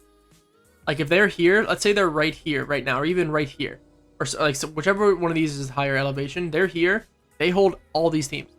All these teams have to run in. They burn their materials to get into a good spot, to get their surge, and then they go from there. I never really understood this, like unless you really need it, like they do, fucking up your position just to get surge. Like, if I'm Kaz and Hoofishy, I'm like, these guys are fucking holding me. Let's just fucking fight them.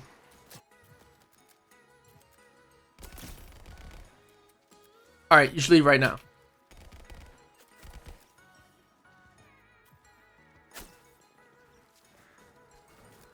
But now look, who's this? Peterbot and Byla are in a good position to hold everyone that's in the storm. Hoofishy and Kaz, they know that there's two teams behind them because they were fucking tagging them in storm, so they're just going to hold you.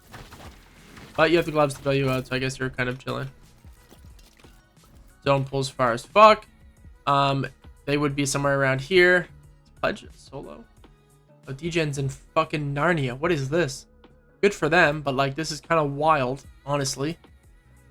But ideally they would have been like, if they followed what I said, they would be somewhere near the front of this group here, not in the back like they are. So they could be the ones to rotate first, build off, or whatever. But now they're going to have to kind of play like chicken and kind of see who goes first. So these guys might end up fighting, which is good. So if they end up fighting, then you can probably run down here and slide down and get like somewhere around here, have to base up, wait a bit, and then go.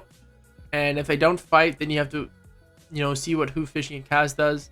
I think the best play is just to build them off, maybe slide down and just sprint in. Because once you get to like this mountain, you're basically in because you slide down and that can get you to here. And then once you're in Sleepy, you're in. Like if you can get to this spot here pretty early, then you're chilling. I don't know, I guess I'm just like a really big fan of rotating early. Like 133 above. I guess a fair amount of people still need to go down. Okay, now you should leave. Those guys are getting ticked above you. Peterbot and Byla know that now. They know that Nut and Chucky are going to have to fight. Go now. Like run in right now. Like use the fact that they're fighting to your advantage and run it. Because Pledge is probably going to be focusing them. You run down. You can even run right now and swing. But if you run left and run in, like you can get this spot super easy. So I think they're definitely like above on surge, but still fucking over their positioning for surge.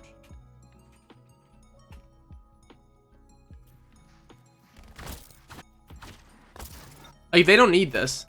You definitely do not need this fight at all. And they obviously do end up getting a few eliminations for it, but you were 300 above surge. You could be in this position right now and hold all these teams and get your surge. But I guess their kind of game plan is to use the grapple gloves and bail themselves out. But I mean, like they end up dying here, so. So yeah, I guess it was worth because they got the gloves and they got the elimination, and they can still. I mean, they can't really hold anybody because by the time they got in surge and was in like a position to look back, everyone else was already in zone. Zone pulls far. Let's look at the rotate if you didn't have grapple gloves. Now, if you didn't have grapple gloves, this is pretty scary. I'd be watching to see what Acorn and Edgy does. Yeah, because if you leave early, you know that one of these teams are going to open on you. Maybe they decided to leave because they saw that Hoofishy and Kaz were fucking like this type of edit. Like if you can see this happening, you know that they're probably going to fight or something. Because this looks like they're going to start taking shit down below. So you really only have to worry about Acorn and Edgy. And once you get to like here, you're pretty much in because you use the house. Then here's where it gets kind of scary because you could dip down, maybe break LOS here, try to, you could, I guess, slip under, then maybe try to enter, like get to this God break and base up, and crank up a bit, or you haul ass straight across here. This is actually, no, I would 100% go left. Oh my god, I didn't even see Pam's doing fetch. But if you could make it somehow, make it like here, that would be good. But Yamzo and Jamper, I mean, you want to avoid bushes at all costs. I mean, Yamzo and Jamper have been in like 5 bushes this game. So maybe the play is you just swing left right now. Literally swing left here, dip down, run, and try to get like to this god brick. You probably have to build to it, but build to it and then base up. But with the gloves, they can just grapple in if they wanted to. They see Yamzo and Jamper rotate in. You don't want to be caught on this edge at all. Kaz and Hoofishy are doing the left rotate. This whole left side's free. I mean, you could easily get right here.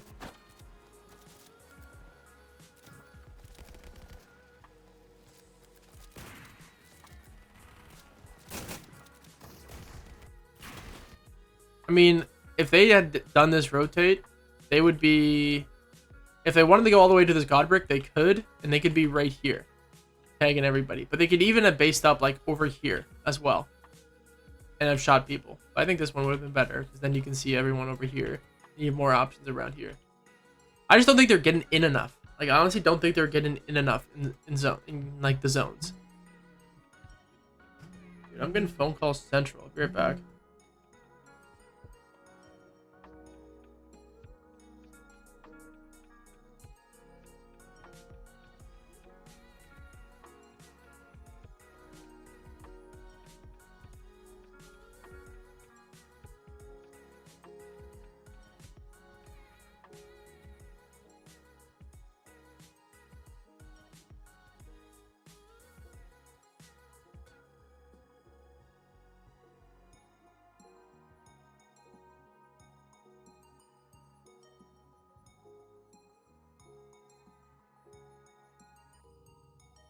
Alrighty, we're back. Oh, this is not the right team. I was gonna say, what the fuck? They already go down? No. Okay, cool.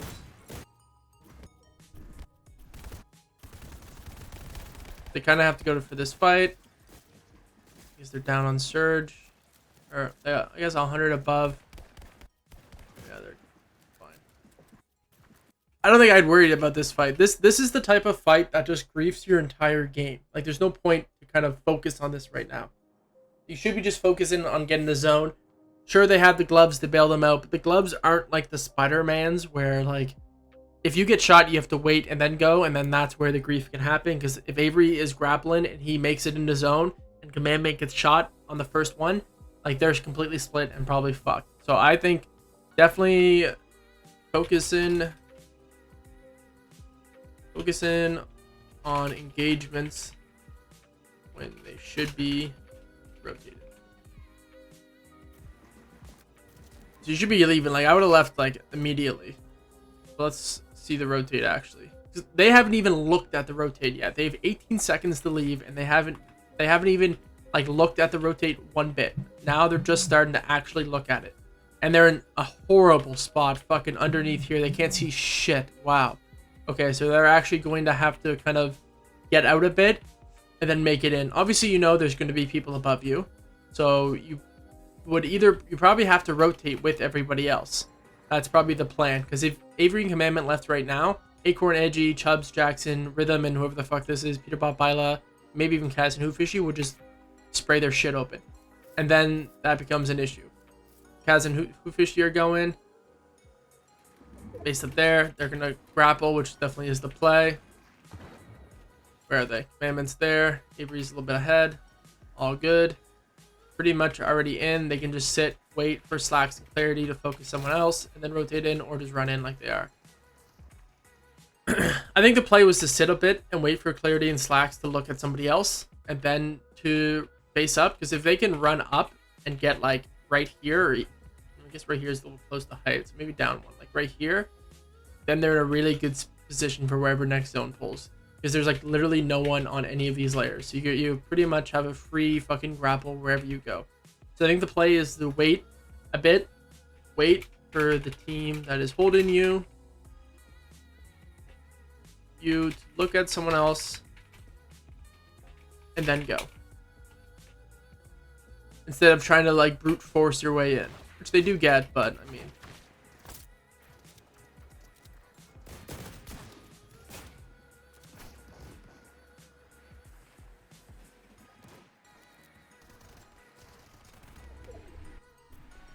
Zone pulls kind of back the same way so they're good for the zone pull. I mean, they're shambles and like loves, but they're good for the pull because they wait for zone to be on their ass. They get one good swing off and then they slide into zone. That should be the play right now.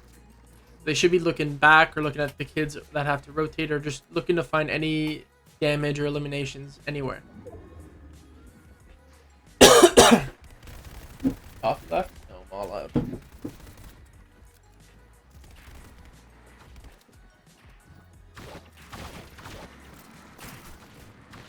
Grapple in. Not in yet, but at least they're on low ground. Definitely do need a refresh as soon as possible.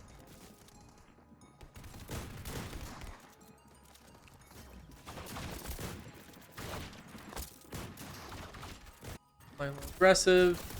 Oof. And that was, I mean, you gotta build. Yeah, I know you don't have a lot of materials, but I guess, I don't know, play. Maybe look a bit more because as soon as Avery took one step out, Hyde just fucking fucked their shit up. And then that was it. You get annihilated. You're on this guy's wall. I don't think the play is when you're looking for a refresh like this. I honestly don't think the play is that you look for a team that's already established. Like run in towards Qua and Tabs G is just like really shambles. I would be listening for the kids back behind Storm because if they found Kaz right now, like that's free. Kaz is like so low. Like Hoofishy might be able to jump in and kill them, but like Kaz is super free. You'd want to find the teams that are kind of shambles. So if they waited a bit, I mean, look, we've Zeus, Costa, Fat, Pamsu. A bunch of teams are about to start fighting over here. So if they had just waited a bit more, then they could have found a refresh on one of these teams that are rotated. Then you hit that together and you go to zone and you're good. Now Commandment has to go solo, which he ends up clutching up a few placements. He was at 26th, 23rd, or 13th, sorry. Look at the wrong one. It's the med kit. He's clutched up a lot of placement. Oh, I remember this. Him and Bugha were 9 years away from Storm.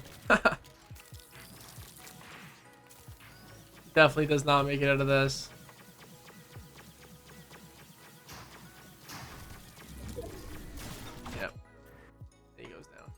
Not bad. Not bad. Downfall, no refresh. I mean, unfortunate they just didn't have the materials. I think bad positioning again was the downfall of this game. Downfall. Poor positioning for Surge early on. Fucked them over later. Yo, Venos, you should stay for this. Like honestly. Like start doing some work and actually stay and listen. How do I make you? I'm here. How do I make you a VIP? Manage.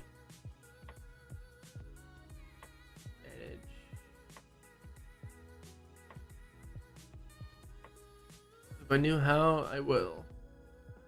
Not giving you fucking stuff. Is there a command to do this? Maybe exclamation mark VIP maybe or something? Exclamation mark VIP. Obitius. Talk Venos? I don't know if that works.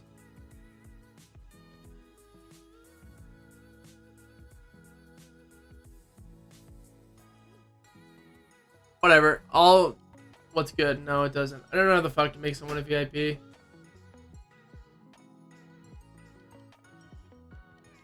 Honestly, no idea.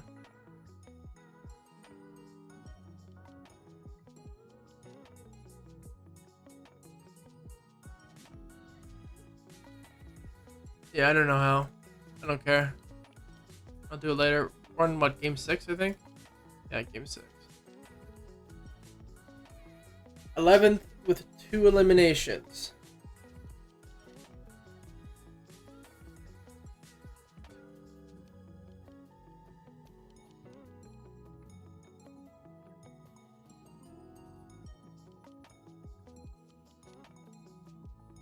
Literally just got off a fucking job interview with FedEx.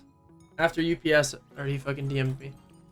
But yeah, I'll deal with that after I finish this. After I finish this VOD review. So far, being honest, what you've missed is that game 1, Commandment and Avery based up on these two mountains. Commandment based up here and Avery based up here. And this is a horrible spot because there's nowhere to get Surge. They were down bad on Surge. Game 2, they did the same thing, but Commandment based up on this mountain and Avery based up on this mountain. But this team at Reality Falls just keyed them because they realized they were that far apart. So game 4, or game 3, they pretty much do the same thing and base up on these mountains, get decent Surge. Game 4, they actually go into zone rather than sit in and wait in. And they end up having no Surge. Basically, their Surge position is horrible. Respectfully. I mean, they're great players, but they're just not getting any Surge. Like, they're never, like, confidently above on Surge. They're always below. But they end up getting an early elimination, so I'm curious to see where this comes from. Maybe they finally push AV and Golden. They be more aggressive towards Cease and Day.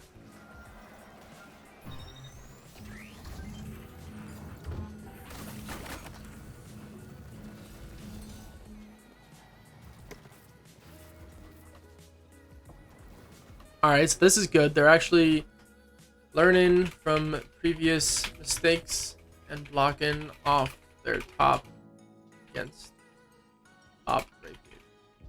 That's good. Every other game they've gotten tagged like 5 times from the guys on top of Rave Cave.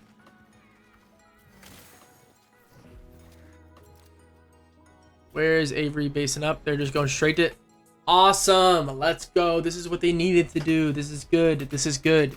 They finally realized, wait a second, we can just fly and kill fucking AV and Golden because they're split up like crazy and it's just a free kill. Because their loot is shambles. They don't even get to hit half of their fucking loot because by the time we get out, they're just running towards it. Like, this is good. Good. Good play to go in the VODs and finally key for their Surge. So free kill on AV. I mean, he's alone. That's like 115 damage, maybe a little bit more. Now they're absolutely chilling and they should just be worried. I mean, look, there's no one near them. Like, this is what is wild. I think they should be based up somewhere around here. Or they could even actually base up on this mountain now, which is good. Because they already do have some damage. They don't need to actually worry about too heavily about peeking over the fucking builds and looking for Surge. They base up here and they're playing for second zone is the play. They pull second zone, hopefully. If they pull second zone and this is in, then they can hold the Rave Cave teams or they can hold a lot of teams if this is in second zone. And if it isn't, the rotate is still pretty free because you slide down here and you just break LOS to wherever you have to go. But I think you definitely go back on that mountain. I don't know if I would split up and cover these 2 grounds. You could do that, but I would be a little bit wary of Avery getting jumped on or the other side getting jumped on or something like that. I guess it doesn't make a... I don't think they should base up on this. There's going to be no one on the side of the map. They should know... They 100% should know that by this point.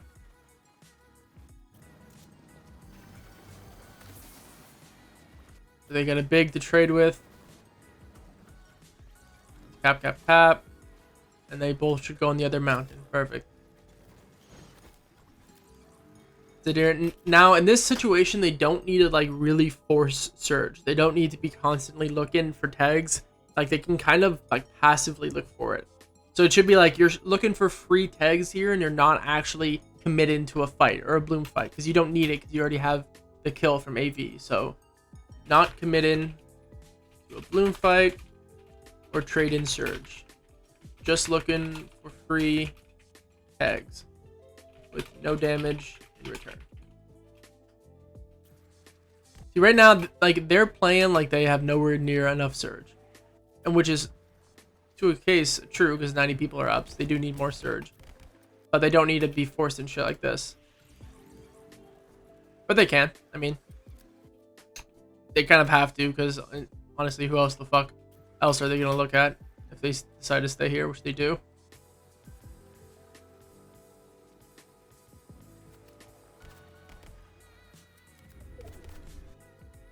Okay, so they're in next zone, but it's not that good of a pull. It makes sense why they aren't looking back here, because every other game there's been no one on this side of the map. So it honestly makes sense why they aren't looking over here.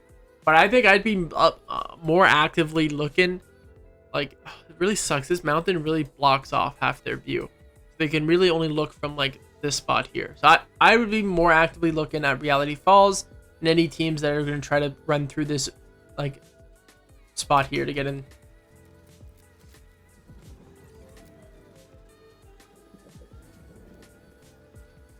Or you try to get in, and you try to get in more. Like if you get into like here or even somewhere on these mushrooms, that way you're probably going to get next zone, then you're good. And obviously close your edits when you leave so people think that there's still a base there. But this is a good play. Avery just swings. There's no point for both of them to be in the same angles. They base up like this. Commandment can easily come and support Avery if someone keys them because you can just hit the turbine. But I'm wondering if they get griefed by this pink team in the back.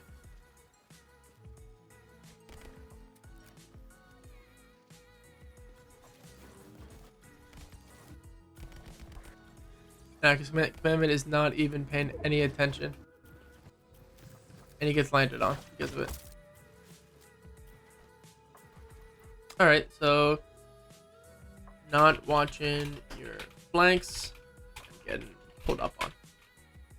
That's the downside of the split that they do, is that because they're sitting next to a wind turbine, they can easily get landed on. So they're going to get cracked and probably burn a lot of their shit for this.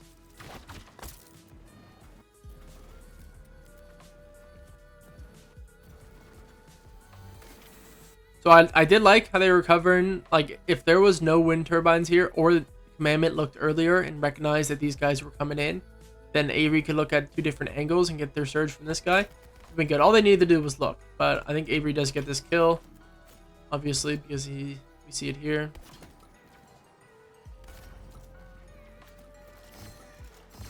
Getting cracked. I mean, they're pretty much going to, these guys probably are going to fight them.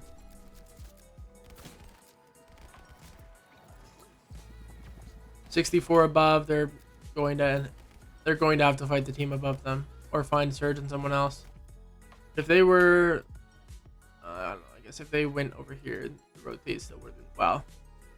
That is a pull and a half. Really good for these guys. Really bad for them. They got to end this fight quickly and then find a way to rotate. I don't know if I'd hit the wind turbines because you're going to get lasered by Kaz and Hoofishy. Might be better just to slide down like the right side here. And then you break LOS down to this ravine, and then you try to base up somewhere around here. Let's look at that. So if they take the wind turbine, you're going to get annihilated by Kaz and Hoofishy. And you knew there was two teams here, so you don't even... Obviously, we know that there's only one, but from earlier, you knew that there was two teams fighting here. Instead, what I'm saying is that you fade on the turbine, slide down this mountain, get to like right around here. You're going to have to build a bit. You can get over this slide. You're still going to have to build. And then once you get here, you're pretty much safe. Yeah, you're gonna run. You might have to hug this mountain a bit more to build, and then you start going up, and you try to get like right here, somewhere high up where you can tag a lot of the people that are going to be entering from this side over here, because Kaz and Hoofishy are going to force people to go left and right of them. So right here is gonna be really congested. So maybe what you even do is that you swing all the way around. And you try to base up on this side. Like if you can get like right here and base up, then you can hold everybody that has to come in. Anyway, all these teams. So I guess let's see if there's a way they can run left.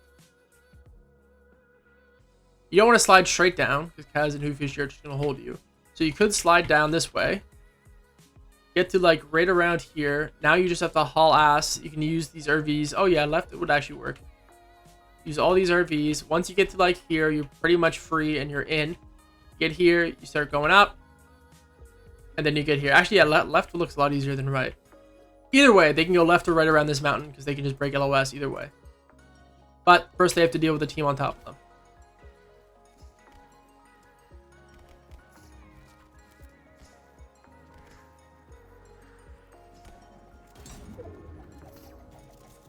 So if you hear someone getting tagged below you, you want to let them make the aggressive play, and then you turn on them. So boom, he gets the free kill on Aaron, and then the other guy runs. So pretty simple.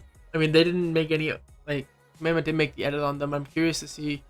Because sometimes I'd be scrimming and a team will need surge on me and make this aggressive play, but end up like actually just fucking jumping in my box and killing me.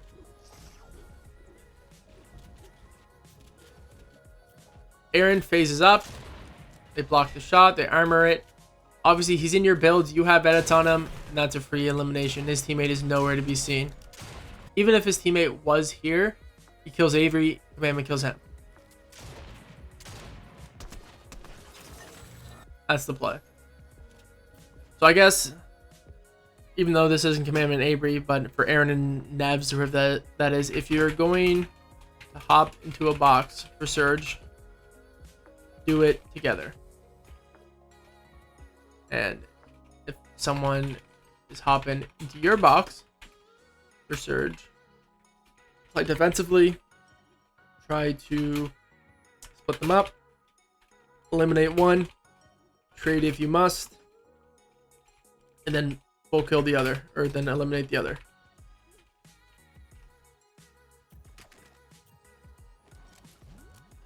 Now the rotate, which they haven't even looked at yet.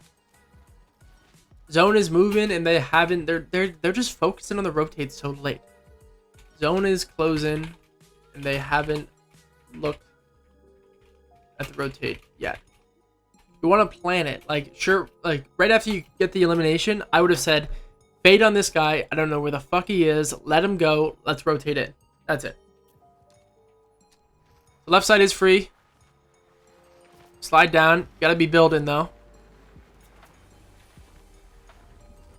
See, it's not as free as it would have been if you left right when you got the kill, because now you're forced to move. So you have to move right now, and they're gonna get held. They're not moving with everyone else that has to move around them. They're being the last team to move it, which means you're going to have to build way much more than if you just left right away. Obviously, they had to fight and then leave, but you get that elimination and you run right away. Like, literally, like, refresh, go. But yeah, they're just going to get held now. Forced to go right, which is a lot more congested. Yeah, this is just fucked. So they definitely got griefed to an extent by Aaron and Naves, for sure. But I think they could have left a lot sooner.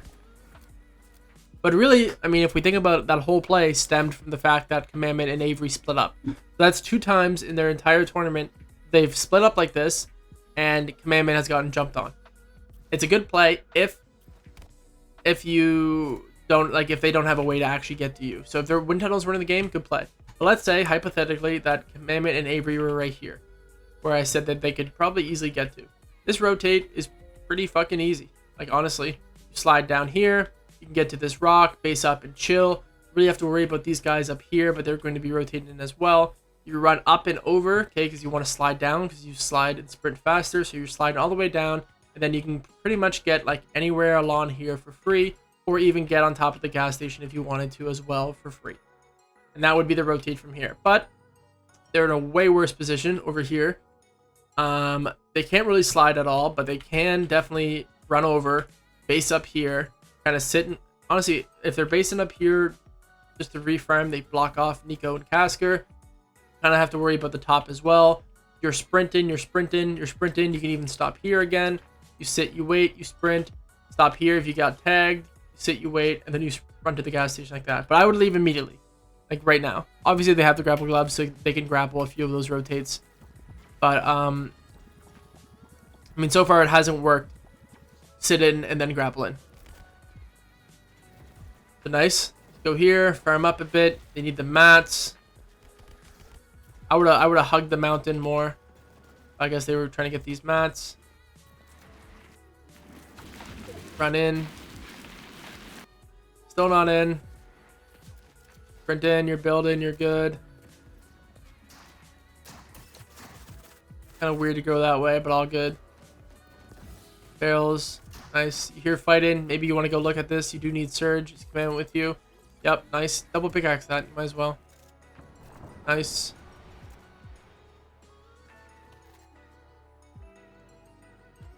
One for pre-dead play, it looks like. Nope. And they pull.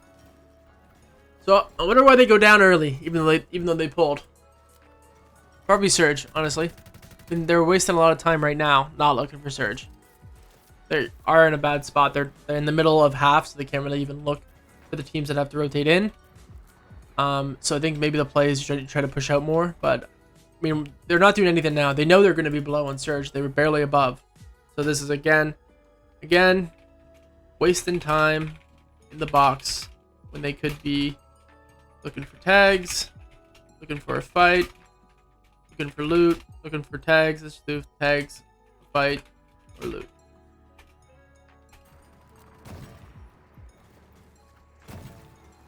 I mean, sure they need to farm up, but if you die to Surge, it's not going to be good.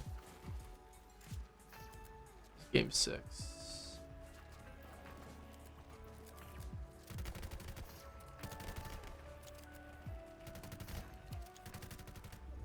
They need to go up 1-2 because they can't even see Pam's doing fetch. Zone pulls pretty. They can't even worry about Storm yet. They have the gloves to bail them out, but I guess they don't need Surge. But let's just pretend that they did. 30 below, 41 above. Surge is gone. They need a refresh. That's what they need.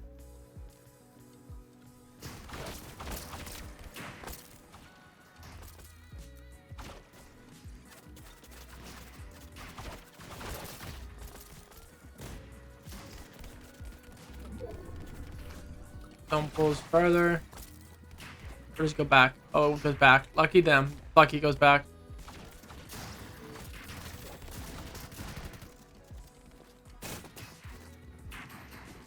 Loot. I thought I just saw loot down there. I shot? Or am I a fucking genius? I don't see any mats though. Still, I mean, that's a big. You could even bait that if you really wanted to. Where the fuck did it go?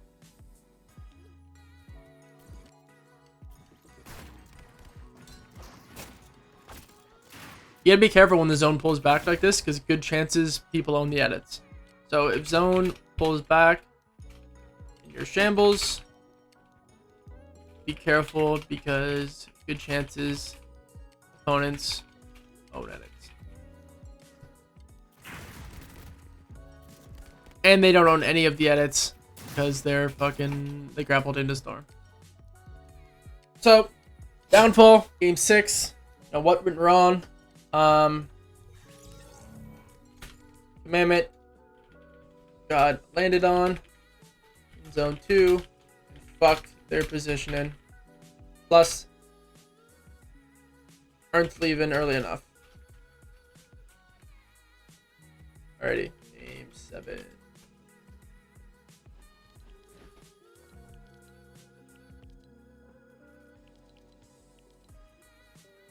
Game 7, they get 8th, first place.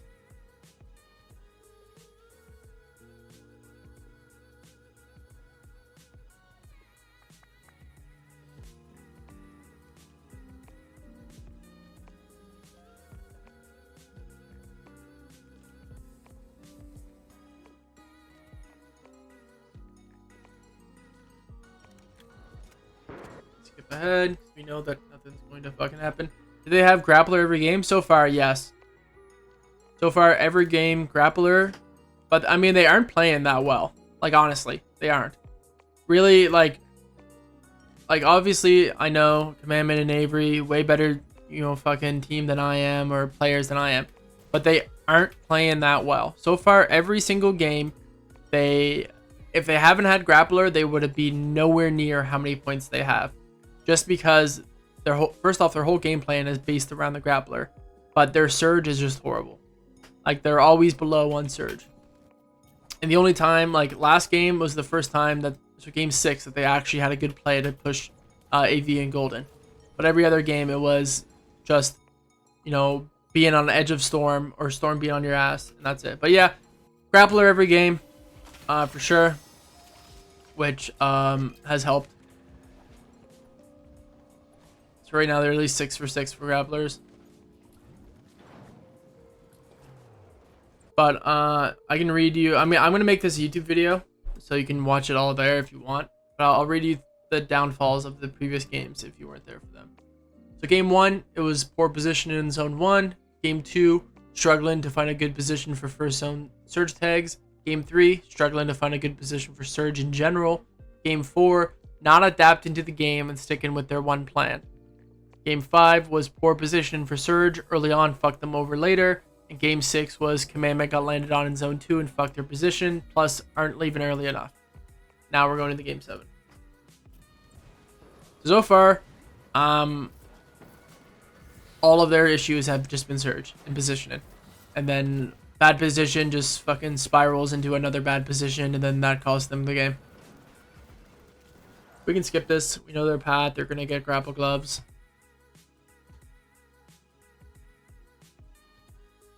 What did you stream yesterday? I streamed the first 2 games yesterday.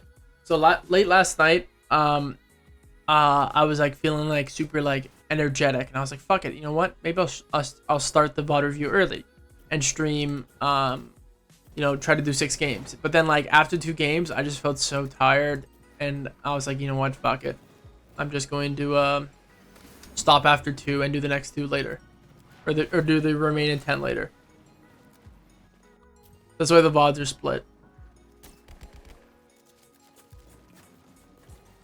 Thank you for the follow, by the way. I'm sorry the alert wasn't off. I made it. There, I do it again for you. But yeah, now they're finally pushing AV and Golden, which I mentioned they should have done that earlier. I mean, they're trading Surge with them, which is fine.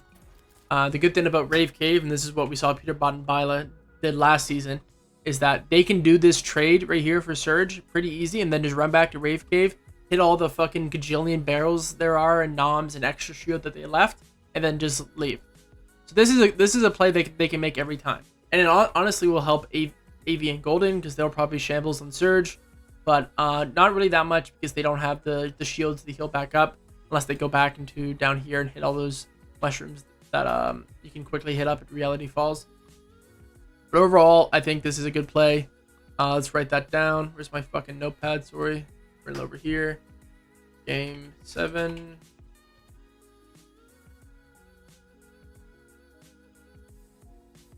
Glad I'm catching one of your streams. Your VOD reviews are chill and easy to follow. Sweet. Glad you're here to seize this plane. Thoughts on Top Covert? I mean, Top Covert, I think it's a really good spot for sure. I think you have a lot of potential. You have a lot of chances for really good surge. I mean, Yamzo and Jamper, I'm pretty sure they land Top Covert and they make it work really well. And they're a really good team.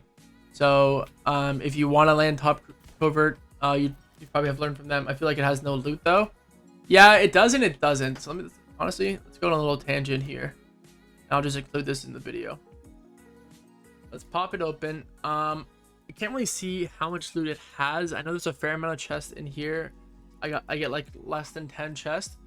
But the play would also be to leave early because you're Top Covert. You'd probably, I mean, I don't know what Yamzo and Jamper do, but they probably end up looting all of the top, and then they probably also get this spot down here and this over here, and then they leave.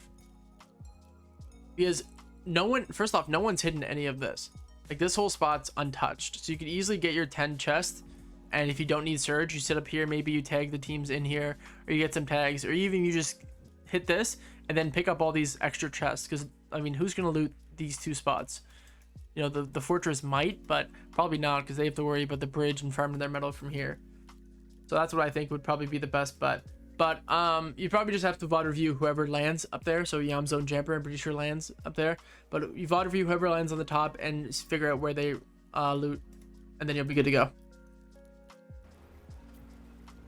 But did I write that down? I didn't. So let's write down trade in surge with AV/Golden because Rave Cave has a shit ton of extra loot and shit ton of extra shields, not shields, so they can get full again. Yeah, that's what they're doing now. Trade and surge and go back to barrels. But I'm sure Yams, I mean, there's so much barrels and noms and shit in here. But Yamzo and Jamper are always in a good position early. Like, that's what I've noticed in all these games. Where are they right now? Oh, okay. They probably heard this fight and said, okay, let's go here and hold Commandment and Avery. Which makes sense. If I'm Commandment and Avery and after I get my surge, I see Yamzo and Jamper here, I'm just running left, or even just running into Rave Cave, because they just want to get into here and get their shield back up. All right, seize the spleen. If you're still thoughts on Day, I mean, I think he's a really good player for sure. He's a good fragger. I think he gets a little bit too aggressive here and there. I think he sometimes gets lost in endgames, and he focused way too hard in the elimination. So he needs a hard IGL, which I think Cease is for sure a hard IGL. So someone like Cease, Bizzle, like someone who's like a very, very hard IGL. He could even work with Sprite maybe. If Sprite still plays. I know Sprite, I saw looking for duo for Sprite, but he needs someone that's a super hard IGL that isn't afraid to fucking tell him, yo, Day, you fucked up. I don't give a shit that you're on energy or you have clout. Yeah, that's really like it. He just needs to find his position, like his kind of role in duos. Went from being one of the best at NAEs to place in top 15 in grands. Well, he was really good in trios, and trios just fit his playstyle a lot more. Because in duos, both of your teammates kind of need to know how to do both. Like, it's getting to a point now in Fortnite that there's not really like hard roles. Like the IGL is the IGL, but he needs to know how to frag. He needs to be mechanically good, and the fragger needs to know how to IGL and know how to lead and know like when to pick up situations. And that's kind of the issue with Day, that he's not really at that point where he's a strong IGL or can still IGL himself. But in trios, he had Reverse 2K, which is hard IGLing. He had Mero, or Mero, what the fuck you call him? I think it's Mero. Mero, who kind of is like the in-between player. He can do both. He can lead in IGL, or he can sit back with Day. And then Day's only job was to get eliminations and to get kills. And he's not able to do that in duos. Let this I've been answering way too many phone calls in this stream. But yeah, I think that he just needs to work a lot on his solo gameplay, on his IGL skills, and just get better at decision making and kind of just become himself. They did well following clicks comes when they were a duo. Yeah, they did, but they just struggled a lot with Surge, and that was just like a different issue there. I think, I don't know, maybe Season. I don't watch much of Season Day or Clicks and Day, so I'm just going off of what I'm guessing, really. So I don't really watch a lot of them, but from just what I know. Oh yeah, I was gonna tell you the recap of everything that you missed. So Seize the Spleen, basically I'm not gonna read all the notes because I'll include that in the YouTube video, but game 1, the downfall was poor positioning in zone 1, so they just were in a very bad spot. Game 2, same thing. Game 3, same thing. Game 4, they had a little bit better positioning, but they have one game plan in mind, and they just couldn't adapt to what was happening around them. Game 5, poor positioning again. Game 6, good positioning, but they were just split too much, and Commandment was too far away, got landed on, and then that fucked their positioning.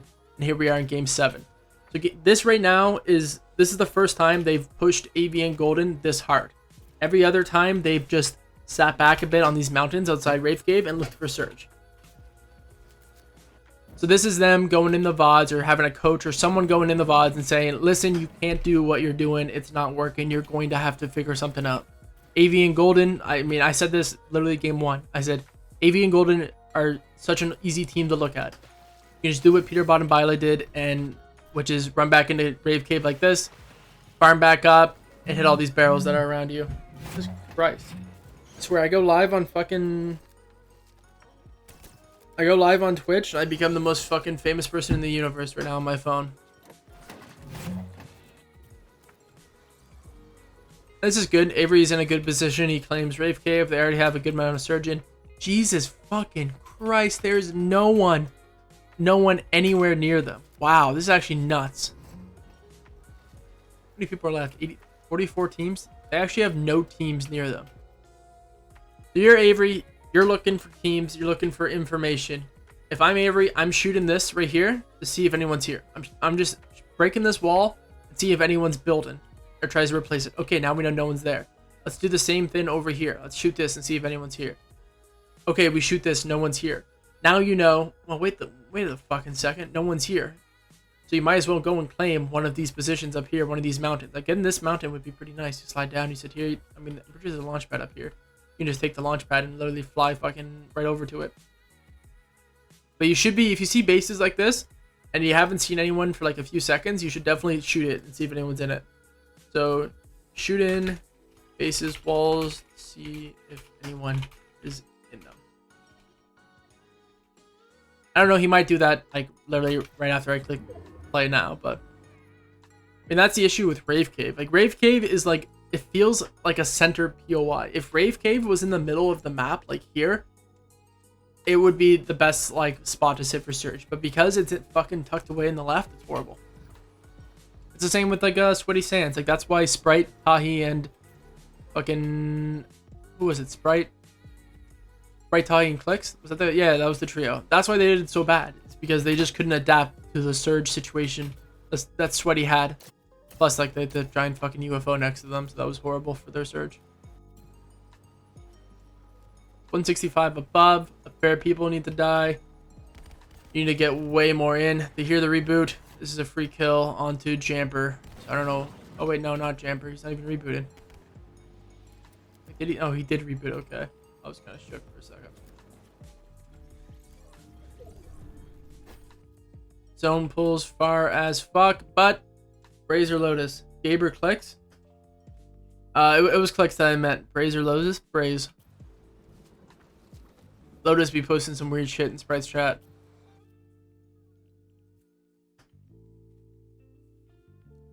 Yeah, but if they had shot these two bases, then they would know that no one's here. They can easily just pad over onto this mountain. And then once they're on this mountain, they can sit and wait and get tags on people that have to rotate in. Or they can even just take the wind tunnel and glide and get like anywhere along here and be pretty much set on their position. Like if they can get like to here, they'd probably end up landing like here. Then you run around and then you're here. And then you're in a god spot. You're literally dead middle of fucking, what zone is this? Third. On the mountain. So that's an easy spot they can get to if they had, battle map. That's where I want to go. If they had left earlier. But if I had to guess, what they're going to do is sit up here, get some more Surge tags on the teams around them. Oh, that's fucking crazy. Commandment. Get some more tags on the people around them, rotate late, and get fucked because they leave late. If I had to guess what's going to happen.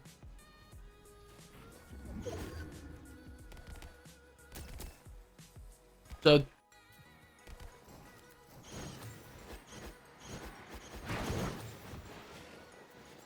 okay, not bad. Not bad. They can definitely hold some people. I mean, it's not that good. You can't hold much people, but it's not bad. You can hold these guys. Definitely shoot them a bit. Probably try to get to like at least like 300 Surge. 400 would be best. Nice. Yeah, I mean, they're in a good position in now. Who's the best duo right now? NAE East? I mean, does Bugha and Mero get grapplers? Wait, let's just click them on the map. I'm curious. Yeah, I'd probably say Bugha and Mero. Like, honestly. Bugha and Mero, or I don't know what Peter and Violet did, but they were doing really well. It's really, like, I'd say the best team on the map is whatever team does the best without grapplers. Because, like, Pamstu and Fatch are a really good team, but they haven't been placing well in FNCS, or, like, the best in FNCS without grapplers. Bugha and Mero, zones are pulling to fucking Narnia. Peter bought Violet full sold day 2. I mean, that's exactly what they did day 1. Or day 2 last FNCS. It's just that everyone else just shit the bed to catch up. Like, they fucking did horrible day 2. How does Pamstu and Fatch have grapplers? No idea, to be honest. Let me open up Fortnite.gg, see where they could get grapplers from.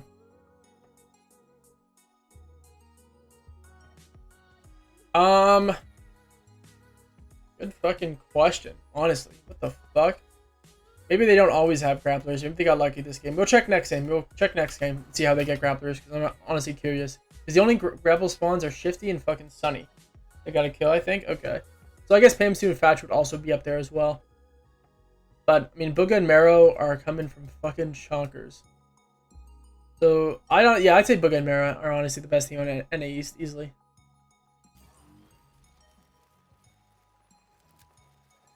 I mean, Bugha is just like Bugha's been playing since the World Cup, and he's still placing. I'd say Bugha is probably like still one of the best, or for sure still the best on NA East for solo player. Oh, I don't even know if I can say solo. He doesn't even play solo.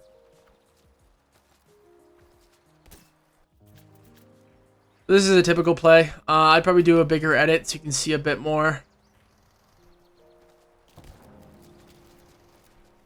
When you hear shooting, you always want to open up and look. What you do with me, we can easily qual. No, your sense is too high. Lower your sense. Alrighty. What's the rotate without grapplers? Well, if they were right here, like I said earlier, rotate's pretty free. Slide down, and then you're basically in. You slide down, base up here for like in like brick, and then try to get on top of this mountain. If you can get here, that would be nice. Or even just get over Kanata and Agers. Pulled. But from here, with grapplers, they're just gonna grapple in. Sense his preference. Debatable. Ooh, honestly. They could run right. I mean, they just don't know the situation over here. They don't know if, like, looking at it, it looks like they could run right because Nut and Chucky are here. But in reality, with the information you have as Commandment Avery, I don't think you can run right. Because you don't know if there's another team in here. And if you run here, then you're just going to get fucking hit. I think the play would be to build and get close to Nawson and Bryce, I'm guessing. Build somewhere around here. Sit here, wait for them to leave, and then do this run in like this. Or you go to the left of them. You'd have to go up, which is the downside. So I guess you could run left right now, break LOS. You'd have to build, get to here, build. You can refarm your wood from this guy here, and then you slide down. That could work too. I think, actually, I think that's better. Fuck, I want to be on Nut and Chucky. Where's our boys at? Well, let's see what they do. Obviously, they have the grapple, so just grapple and then white line. I don't know if I would grapple like that off rip. Like, you don't want to be the first team to grapple in, and you don't want to be the last team. So you just kind of have to time it. How I would have done it is that you wait for some of the teams that don't have a grapple to run in first. So let's say that, who's next to them? Oh, I can't read that. Oh, it's Nawson and Bryce. So they're kind of equal. Let's say Nawson and Bryce runs in now. Everyone that can hold is holding them. Then you grapple in. So you want to wait for a distraction and then move. So wait for a distraction, then move. Because they just wasted what, like 2 grapple shots to get like what, 2 boxes.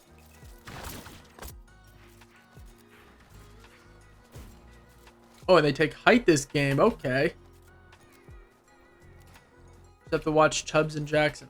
You know what? Let's watch this from drone free. I haven't done a full drone free endgame yet.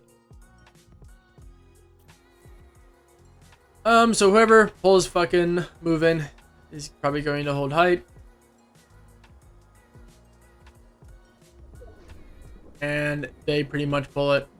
Taking height every game smart. I mean, taking height, it depends on if you take it like the right way. I don't think NA East really has like a really good height team. I mean, they're trying to think who's a height. I think DGen plays height. I feel like Yamzo and Jamper might play height. I don't know who else is like an actual like 100% height team. So if you learn height, which so VOD Review, what about Nut? I don't even know. Is Nut a height team? I feel like I never see Nut even on height.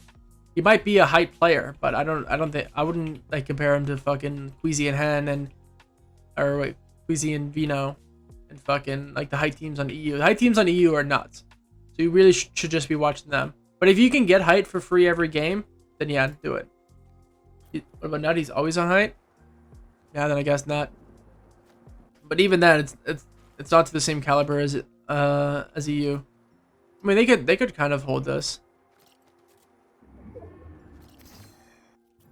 I don't know if you like. They don't really have the mats to hold it. I don't know if you want to hold it, to be honest. I don't like height personally. I think it requires way too much. I think height's a lot harder to play and to keep against good people, then you just play mid ground and look for a drop down on a shamble team.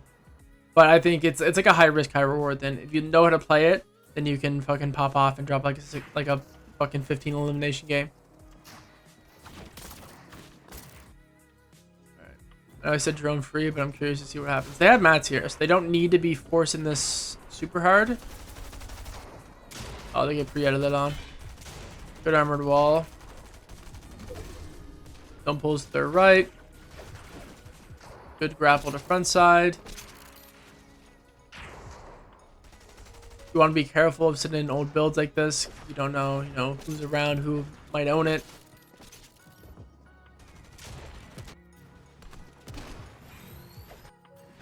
They can sit back like this and greed some of their positioning, like because they have the old gloves to bail them out. Drop down scented and cold. Doesn't go to plan. Now they have to heal up. Grapple in probably.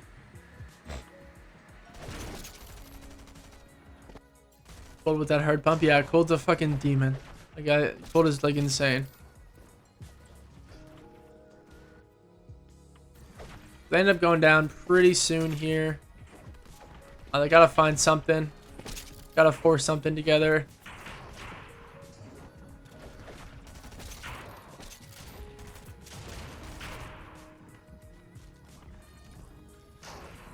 So I honestly like. What if, hypothetically, they used all this mats here to find a fight rather than to build out just a bit more? So maybe it's better to look for a refresh when you have mats than when you have 0. Like if you can be like, all right, I have a fucking 10 builds left each. Let's look for this refresh now and use the mats we have to get the refresh rather than being fucking 0 mats or 1 to 2 builds and being forced to take a 50-50 to find our refresh. And you're in wood. Then Avery gets dropped down. He's pretty much dead.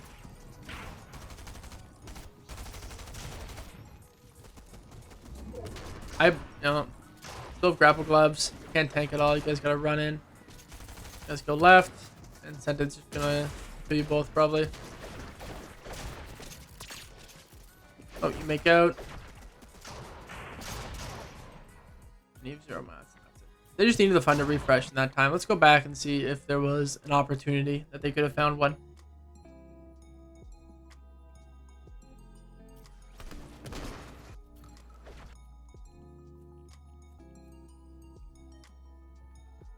I thought these guys were alive. I was like, wow, what a play.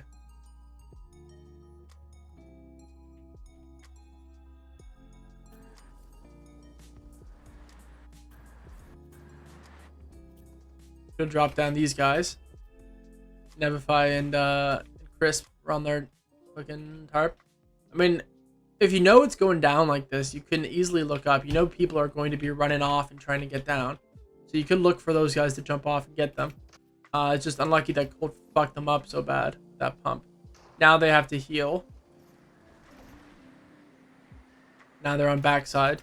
No one really shambles a bit around them. But what they do know is that because it goes down a mountain, they know that the teams up here are going to be dropping down.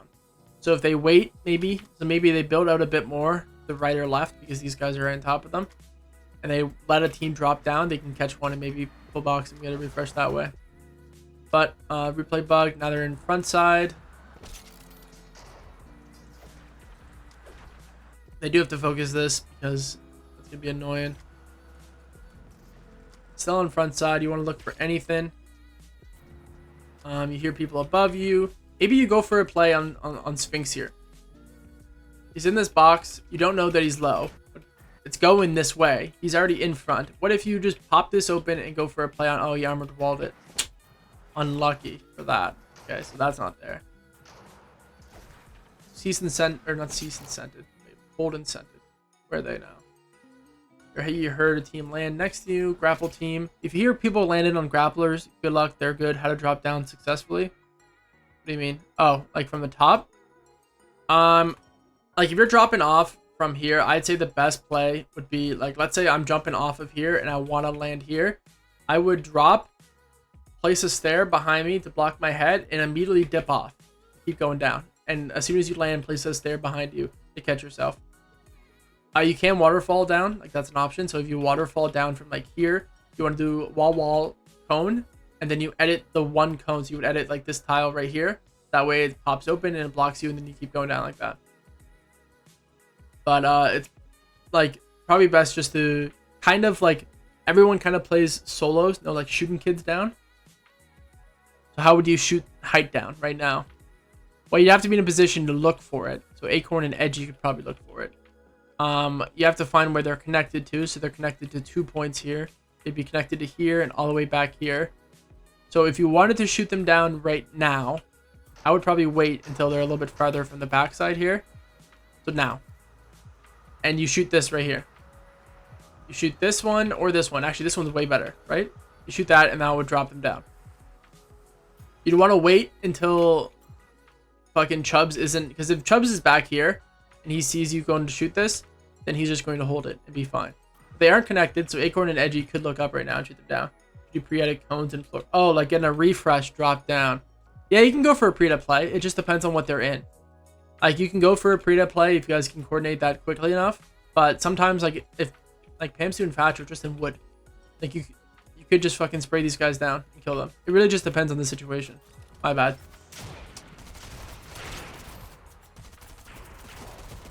Wait, these are not the right people. This is Commandment and Edgy. Drop. Wow, fuck my names. Avery gets dropped down. I mean, like, yeah, there's a drop down. Armored wall to counter it, and then that's really it.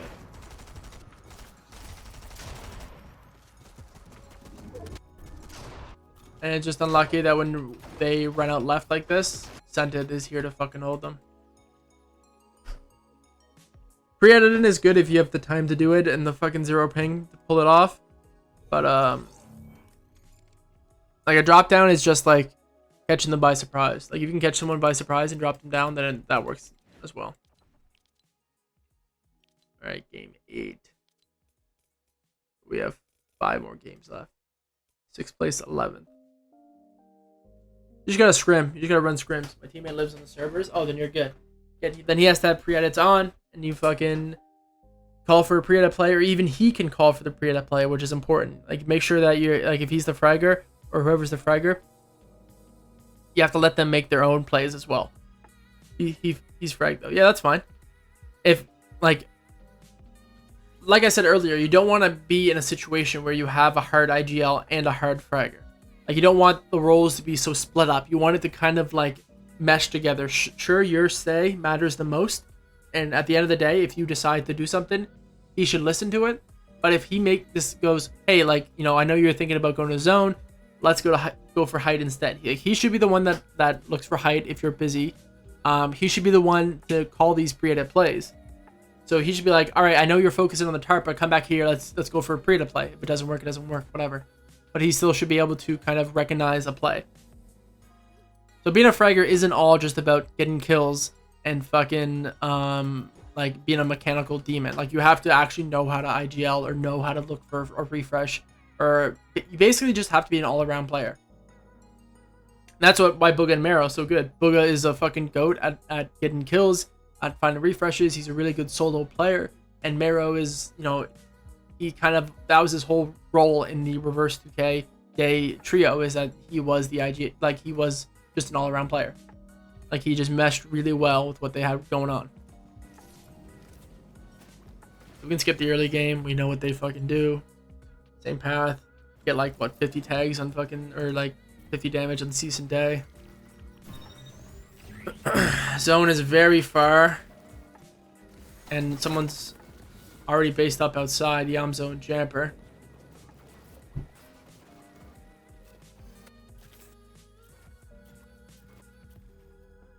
So this is just Yamzo and Jamper going back in the VODs and recognizing that every time Commandment and Avery leave, they leave through the front like this, and this is a good place we can just sit and catch them off. So that's a good play by Yamzo and Jamper. So that's just, maybe that's eventually you start switching up your tactics. Like, you leave from a different entrance or something like that. But game 8, Yamzo / Jamper recognized that Commandment / Avery leave the same way. and capitalized on it. If you land top covert in a real game, should you ever go down? I mean, you can. Like, it really depends on like the situation. If you land on the top of covert, let's say you land on the top of covert and the south side is fucking 2 teams, north side has like 3 teams. If it's a real clusterfuck down there and there's a lot of teams and you're on top, then you can easily capitalize on that and get, you know, a few eliminations. And even if it's like a lower elo lobby, then you can get a lot of eliminations. But I'm curious to see how Commandment managed to clutch this up so much. The Zone Jumper just fly away. That means that Commandment can come down here and get the cards and basically reboot him. He gets reboot, yeah. How do you think you should play top covert if you're con there? I don't know. The issue is that I don't know the chest spawns and the loot spawn that well. I mean, how many chest spawns are up here? Go in, check. 1, probably like what, 2 chest spawns up here. Probably some floor loot spawns. There's 3 in the Cuddle Bear. I would say that you send 1 person up here. So this is what you should do. Both teams, in my opinion. Now I don't know what Zone Jumper do when they're conned, so that's what you should do. Probably VOD review them in a cash cup. But just from looking at it, I think you'd send both of them should aim to land up here, just in case that this is conned. So then this is just a 50-50 if this is conned. You just have the best drop. Let's say this is not conned. The second player should probably either hit this zip line and slide down here and loot all of this. And then if he's conned down here, this player just grabs a gun and shoots down. So if you guys are conned here, then you just grab a gun, shoot down, and then you guys just work down together. Because once you're up here, it's way easier. I mean, you guys can go left or right. You guys can split up and go different ways and just pinch this team down here. I think that's probably the play. Or you land down here. I mean, there's a fuck ton of barrels down here. You land down here, you hit all of this, and then you run, and you try to hit this and leave. But you won't be able to go up. But definitely just VOD review Zone Jumper, whoever lands there on EU, and see what they do in cash cups and stuff, and see where they land, and then just literally copy it.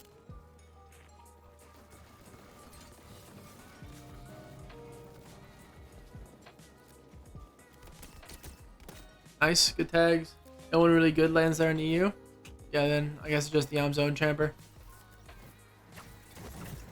Then go back in a duo cash cup, like not a finals lobby, like just maybe do like the second or third game of a duo cash cup and see if they're conned off spawn, see where they land.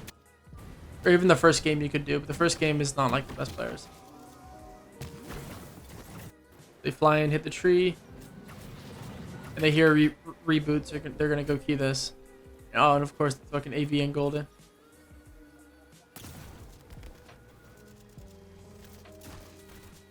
Good play. I mean, Avery's low. They need this. They get their eliminations. They're fucking surge. So now they're basically back in the game. They just gotta get in now.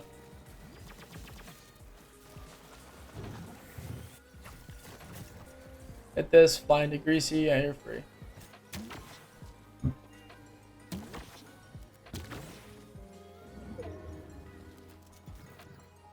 They're above, so they don't need to worry that much about surge.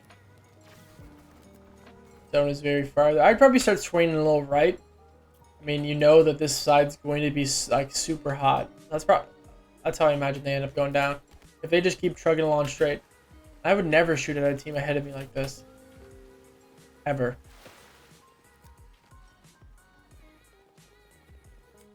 But I would be swinging right. Like if they just were kind of running diagonally and they try to, I don't even know though, this is kind of scary. Well, if they could squeeze by here, I mean, you break LOS against anyone on the left, so you can just break here, zip line up, and now you're somewhere around here, or even get in more. You should know that this is hot side, and it's going to be fucking crazy. Oh my god, and they're just running directly. Yeah, this was just a bad rotate. They're literally trying to rotate from storm into hot side. They're going to get held like crazy. So, rotating into hot side. Wait.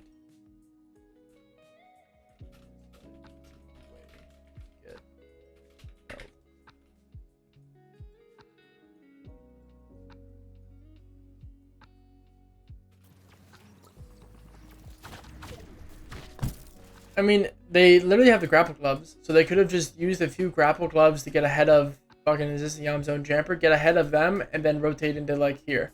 You're good. But now they burned a lot of their fucking health and stuff. They already, I guess they had a fair amount. They killed AV, but down on Surge, get their Surge below. What, they end up going down because of Surge probably? I guess they go down later. Commandment. Honestly, like, I'm not gonna say a team doesn't deserve to win, but no, I feel like the gloves really bailed them out here. Still learning a lot, but that's fine. So they're on hot side, and like look at the fucking difference. If they were over here, they would have entered somewhere around here. And once you're in a POI like this, you can pretty much get anywhere.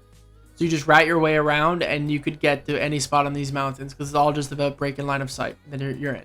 But being on a hot side like this, you know, the reason why it's so shit and such a bad place to be is the good chances are a fair amount of these teams here are shambles. They're also low. They're definitely low on materials, health, whatever, because they also had to rotate through hot side. And then if they're below in Surge, they're just going to hop in your box. And now you're forced to fight. So let's say Acorn and them fight them. I don't know if that happens. But they fight. Then all the other teams around them just shoot them and spray their wall. And then that's it. Like, you're fucking shambles. Jackson hops in. Good for them. You get a fucking max pump on them. Play. Build out a bit. Zone pull is close. That's a good pull for them. Good pull as well if they ran through Shuffle Shrines and got somewhere around here. Especially if they got like on this mountain where Narwhal is. It's literally a fucking solo. Easy rotate. They have the gloves. They don't need to actually... they can use some of the mats they have to get in now, or they can just glove in. Like they didn't go up. I'd go up another one too. Fuck it. You might as well be scary. Sit at the top.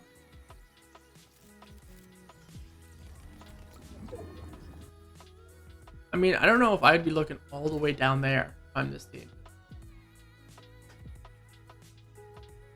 Like, I'm not fucking looking all the way down here for my Surge. I'm cranking up another one, and I'm looking at all the teams. I guess not even a lot of teams have to rotate in, honestly.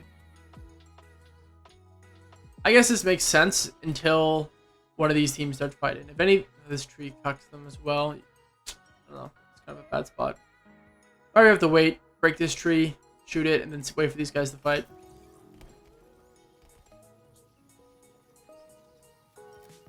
So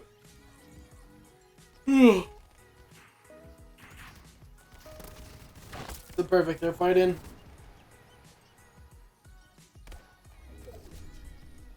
Stumbles left.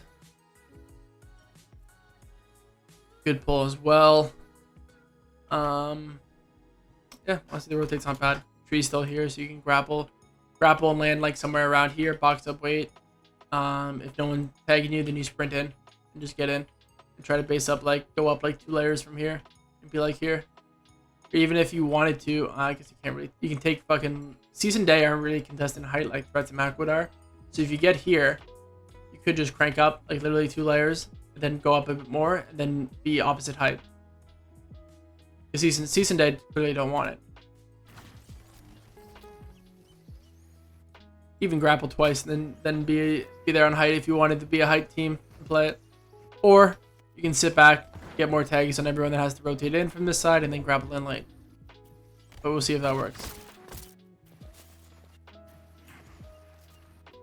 That's why I honestly don't think grappling in late is always the play.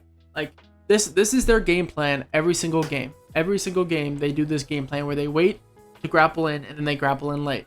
Are you doing the deal today? I might do it later tonight or do it tomorrow, but it will get done.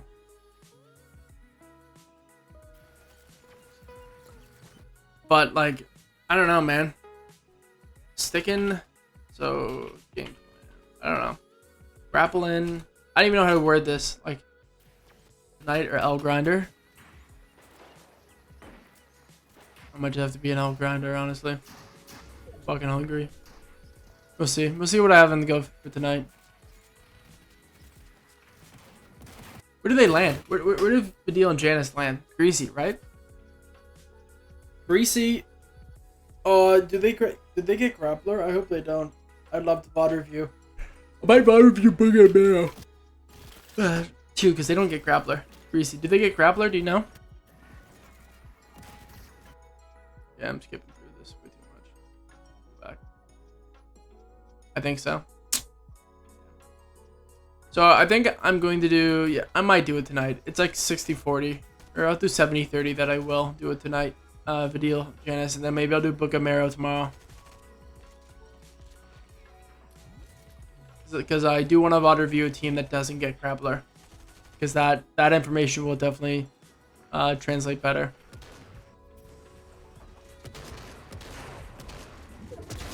Nice. Free kill on cold. Good pre-edit play. I mean, this was a good play just because there's no one else around them. Like, they're pretty much isolated. And then you just go in on zone. Oh, you own some of this stuff? Wait, no, you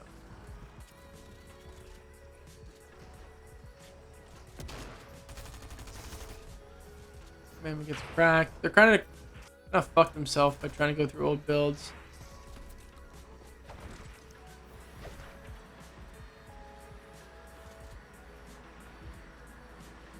Oh, Avery doesn't have a grappler.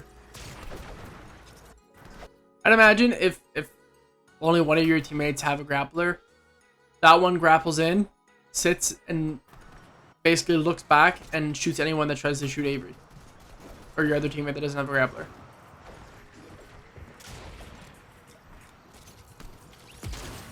Free kill. And you have a grappler. Splash up. Good splashes. Definitely have a grappler. Grapple in. Commandment is still alive some fucking way. Play for yourself right now. You guys get back together. Nice. No whites though. They don't get grapplers. Vadeal and Jannisz. Nice. Okay. So we'll do Vadeal and Jannisz and fucking Bugha and Mero. Pretty shambles. They can't go for any storm plays, so they just have to stay on the front side and look for something together. That's an easy drop down if someone ran over that.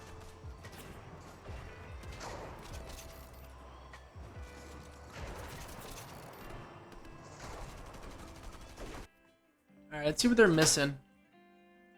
So low ground, front side. The only other team down here is Duke and Clicks, which are pretty in the back. They have a lot to go through, and Nawson to the far left. Now in the back, you should know that, okay, everyone in the back should be pretty shambles, because why would you be in the back side of zone unless you were fighting or doing some shit back there? You might as well be the front side if you can. I don't see much opportunities right now for a refresh, honestly. They just have to wait to see what the teams do in front.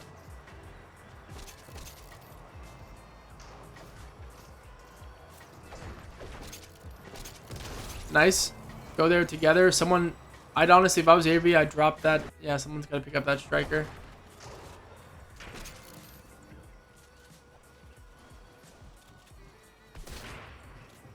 Ooh.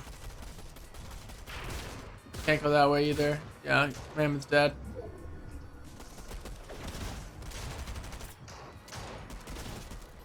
Unlucky, and then they both died of storm. She got suffocated. Let's go back and see if maybe if they ran right, that might have been the better play.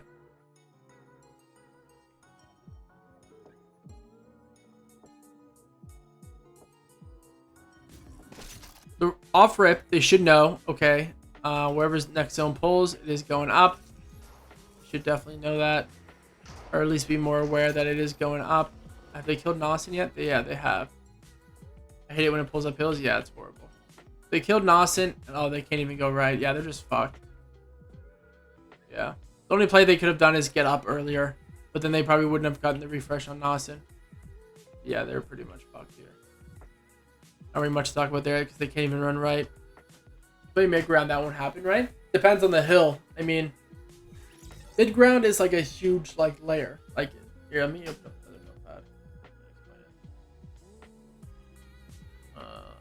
This to epic pen. Get a pen going here.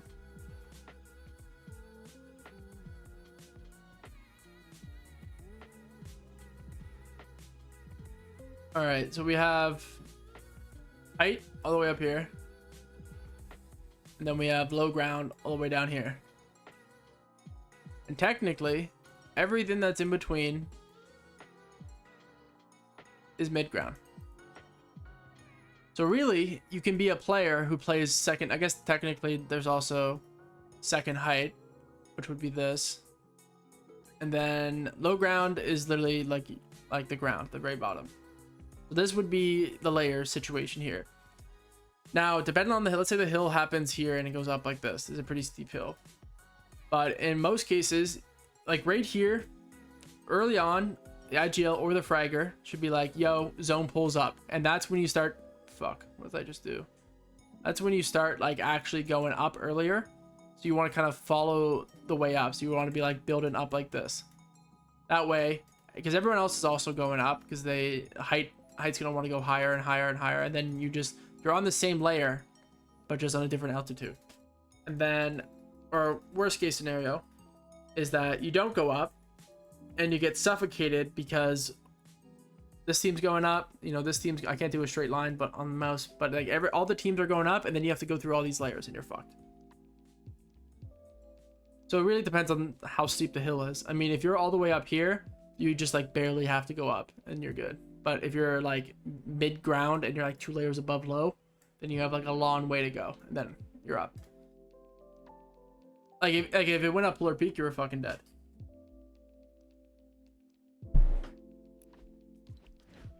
Because there's like, you'd have to crank like 4890s to get up there. So now we're on game, what game are we on?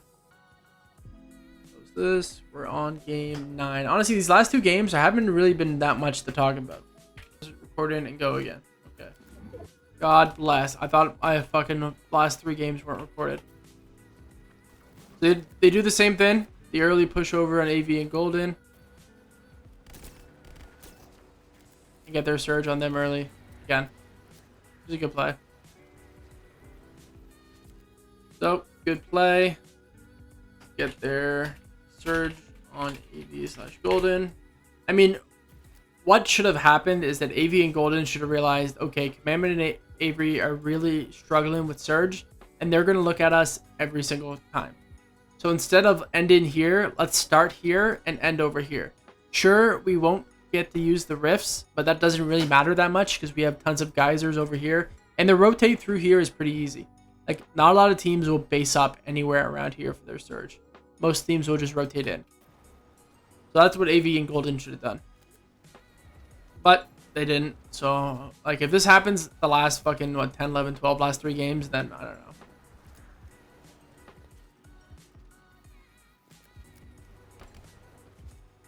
Wait, where is Avery? Wow, okay, they're playing a lot more aggressive with their surge.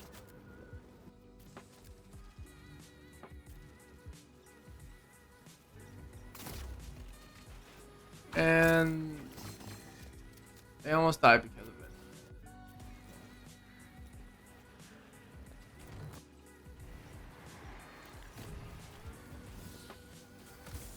Good that they know where all the extra loot is.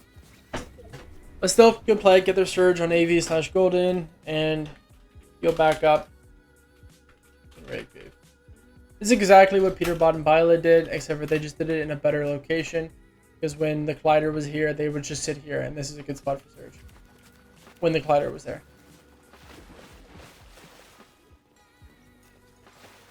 We're going to run in, zone pull as far as fuck. I mean, they have to come to Rave Cave to heal back up.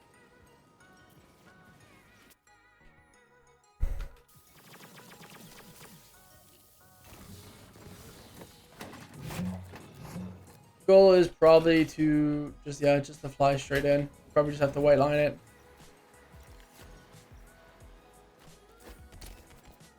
You'd want to try to get to the tree and then use the tree to get in. I don't know if that will work because the tree people might hold you. You might just have to say fuck the tree and rotate it on your own.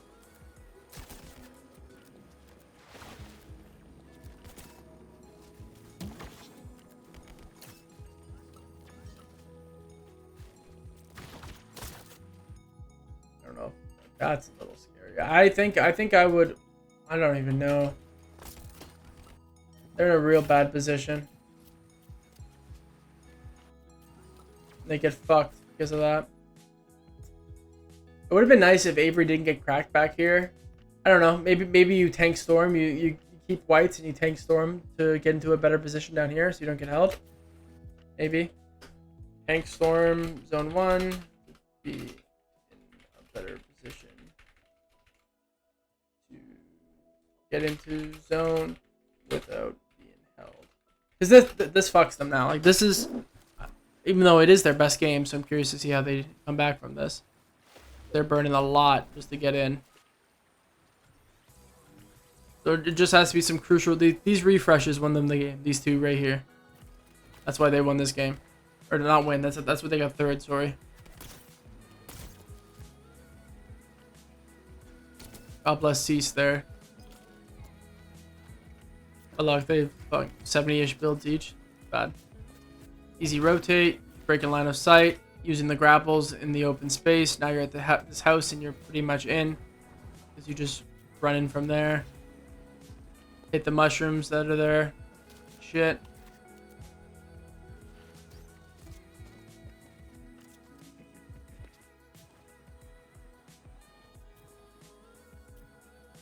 Going for this play is a little weird. Get in. 9 below. Oh, they need surge.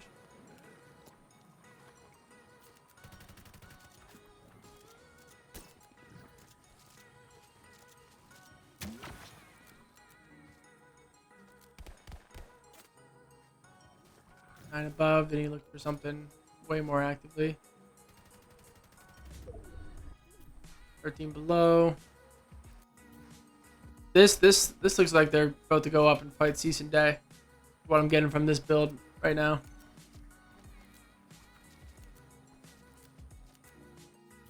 But I think I don't know if Commandment built this just to have a way out, but this looks like they're about to fucking, like, if they need to, they're gonna go fight Cease and Day. But either way, the metal is built.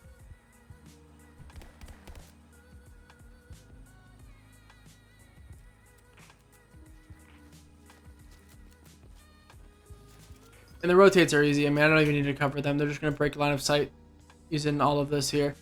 The easy rotates. Build when you have to. Break line of sight for most of it. They probably didn't even need to grapple there. But I would get up a little higher than this. Or whatever. I guess if they don't build up, then they can fight all the teams that have to run into them.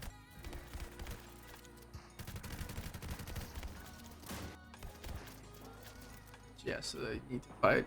Nosh is probably dead, then Jack.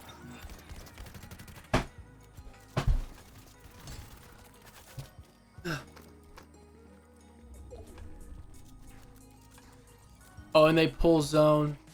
God bless this pull.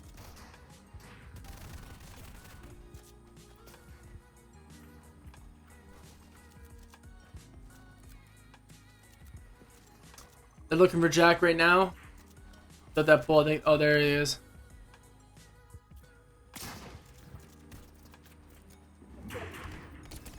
Nice, look back, surge, good play.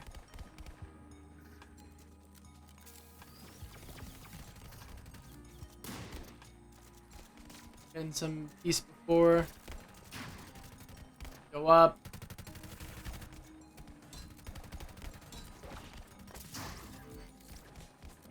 Nothing there, looking for anything. Chucky and them are fighting in the back. They get their refresh. And then they... Do they kind of pull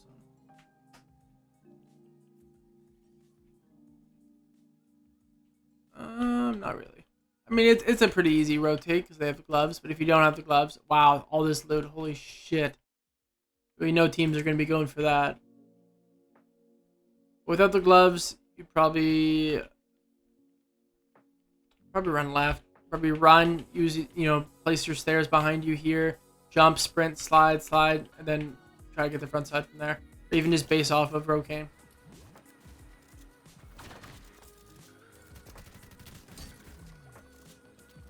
But they're just gonna grapple and then slide in.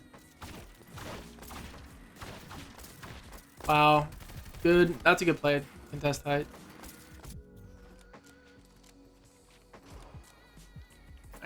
Height, push them.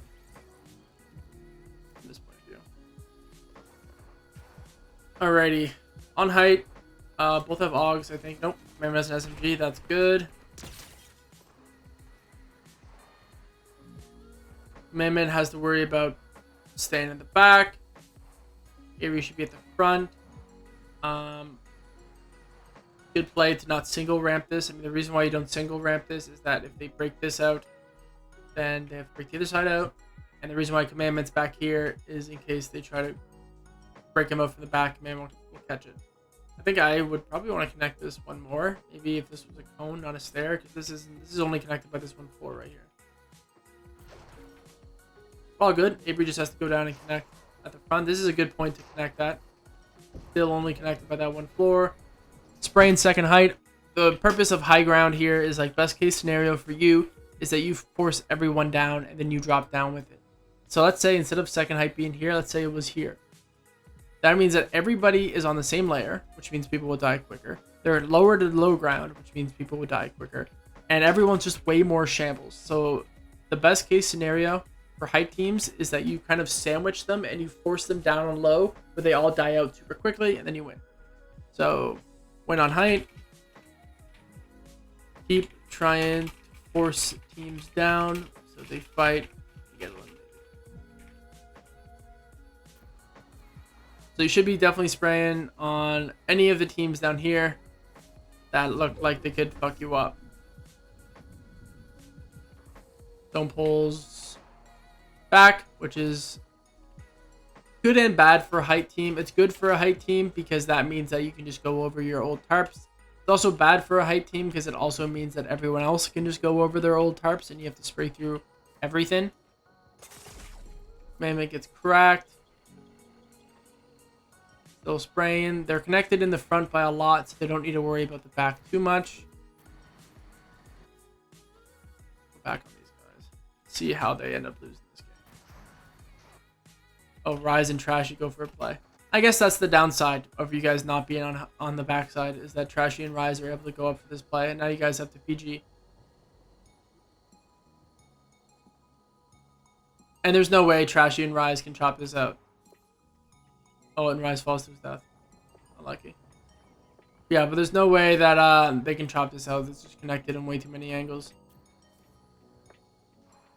Now they're on height. I would be worried about this. I mean, obviously it doesn't really matter right now, but if somebody could face up, like, because it goes back over, you kind of have to play front and back side at the same time. It's weird. It'd be bad if rifts or pads were in the game, but they aren't. So there's a nice setup here. Use the grapple to get across. Makes sense. Should be spraying. I mean, Commandment has 300 SMG. He needs to be spraying way more. If you're on height with good ammo, should be spraying constantly. They're playing way too passive right now on height.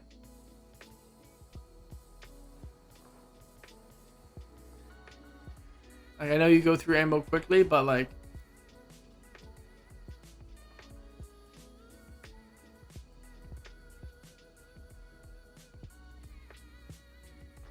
it's good to spray Bugha and Mero. Makes sense. They're trying to get them the fuck out of there. Bugha and Mero just rotate the zone, which pulls all the way over here. Avery them go down. Try to farm this tree or break it. It's up to you. Commandment drops down. Gets a crack on whoever the fuck Kicks is. Kicks drops. Pretty simple. Maybe this tree isn't actually here. I don't know how the fuck Commandment can see. Must be running out of mats. Yeah, they are. This team is what I'm worrying about. The fact that there's a team that's A, not on low ground, and B, has hard materials like this, should be hard focusing them the whole time. Mero is looking for a good angle here on them. Bugha hits Avery hard. Mero hits. There goes down. There's a refresh. Good play by Mero to drop down like this. He knows that's the height team. So now Bugha's on height. Now he's a solo. Getting into here is a good play. Good chances are whoever owns these builds are dead.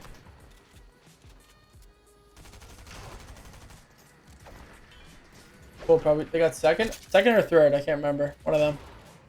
Pretty sure it's third.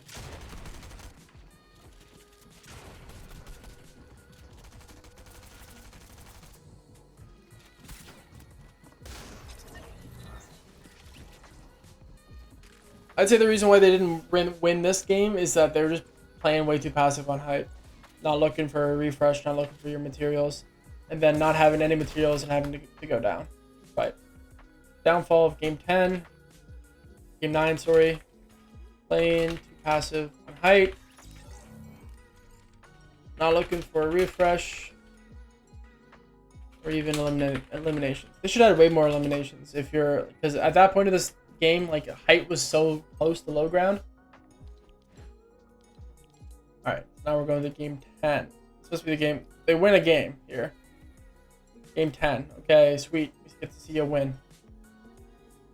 Game 10. 340.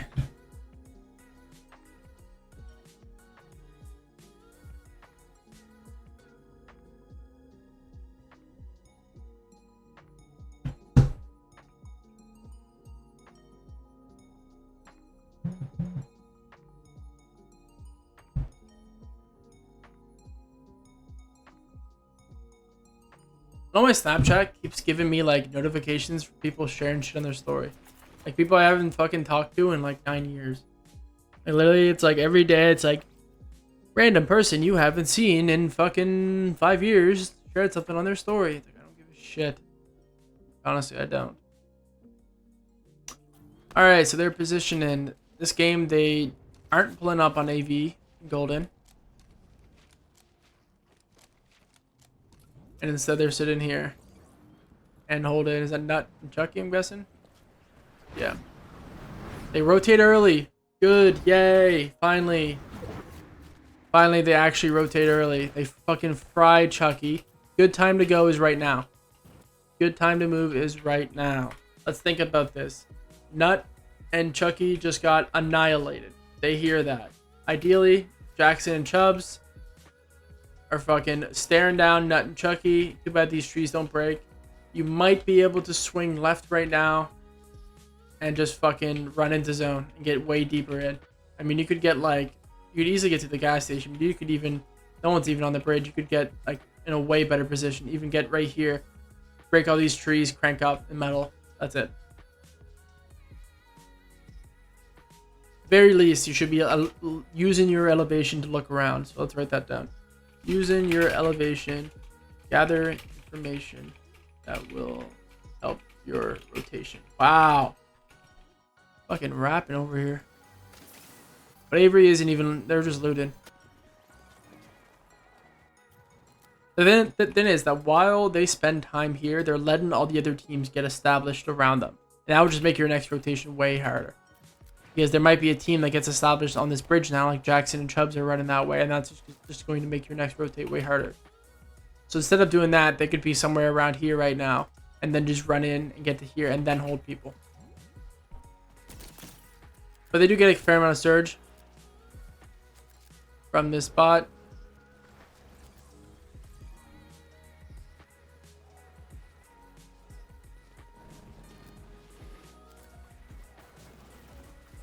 They're so confident on their surge that they send Commandment down to farm. Makes sense. Hit the wind tunnel. Staying split like this, which is definitely a little scary. Because if Commandment gets caught out, Avery will take a bit for Avery to get there. But nothing comes at this. Let's skip a bit.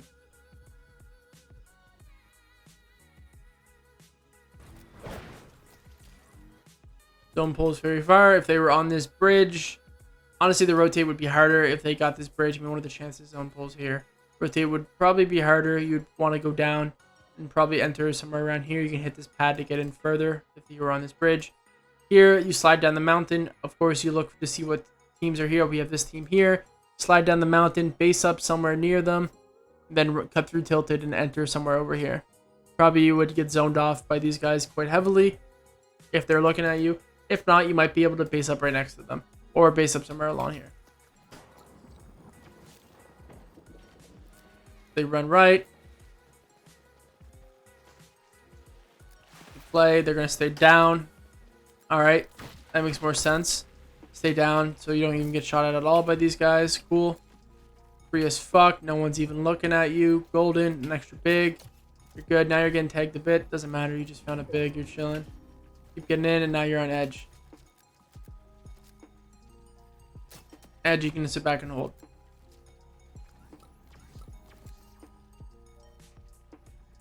Those guys aren't in. You know that.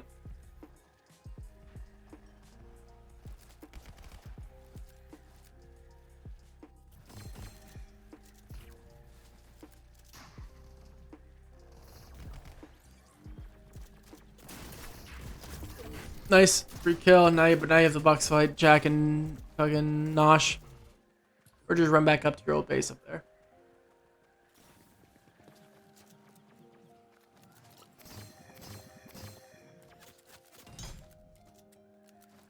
Zone pulls far across. Let's see what you would do if you didn't have grapplers. Fuck. No, let's get that far ahead.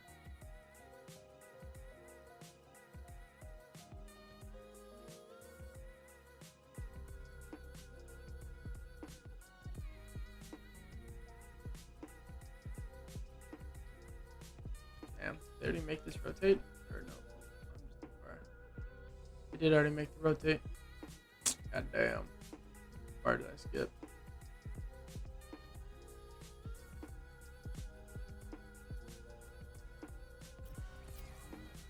Where are they?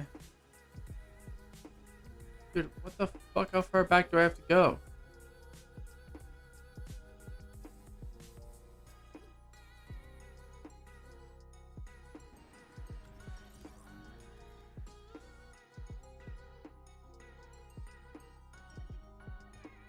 Perfect. Okay, finally we're here. What's this rotate like? Where are they? Right here. Got one team to worry about.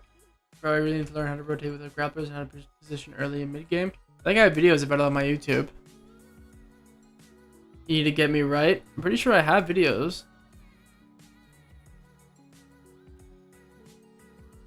I think I have a video for fucking YouTube. I watched them.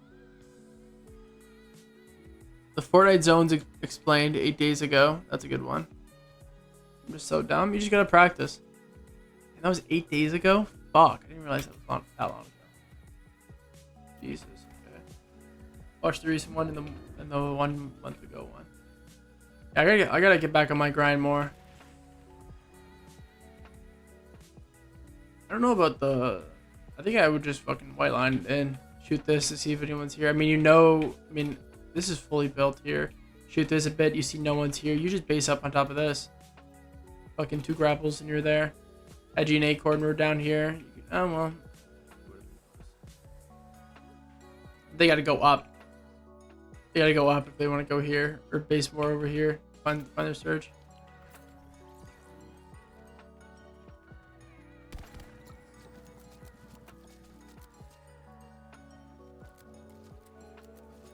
I'm hungry as fuck. I'm gonna go grab a piece of pizza. I'll be right back.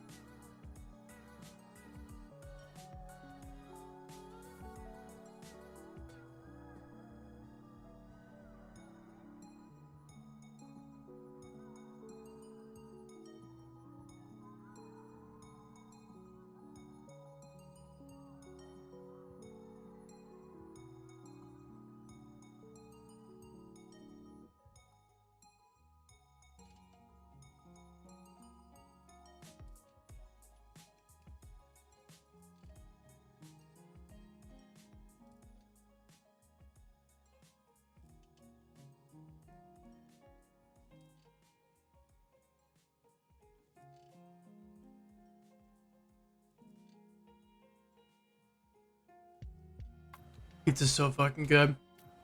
I have this pizza from this place called Eastside Mario's, which I love, and it's like goat cheese, pepperoni.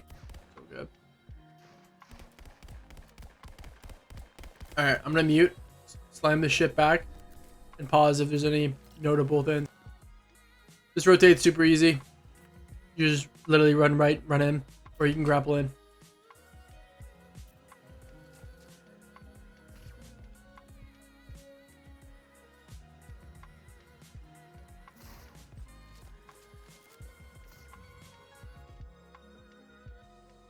The reason why they aren't running in now is because Acorn and Edgy are getting tagged above them. So if they were to run in right now, Acorn and Edgy would just hold them because they need their surge. They would just fucking spray the shit out of them. Maybe even end up fighting them, which you get held by them. So they're waiting for Acorn and Edgy to be the aggressors to push them and then to get some free kills from it, which is probably what's going to happen.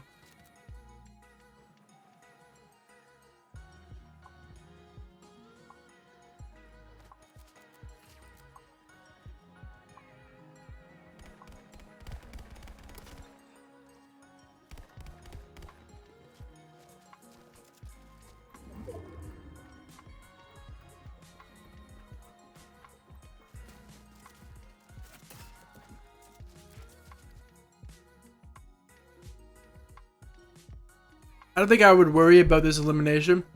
It's the second time they've gotten a free kill, and they've pushed for the second one. So don't greed to kill the teammate. Just focus on your rotates. They don't need to push fucking Acorn there. They can just sit and just let him do whatever, or let him leave and then just run it in themselves.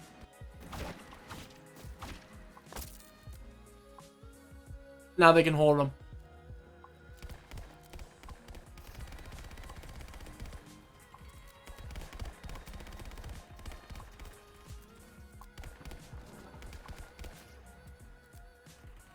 They must get half here to win this game. Oh, wow.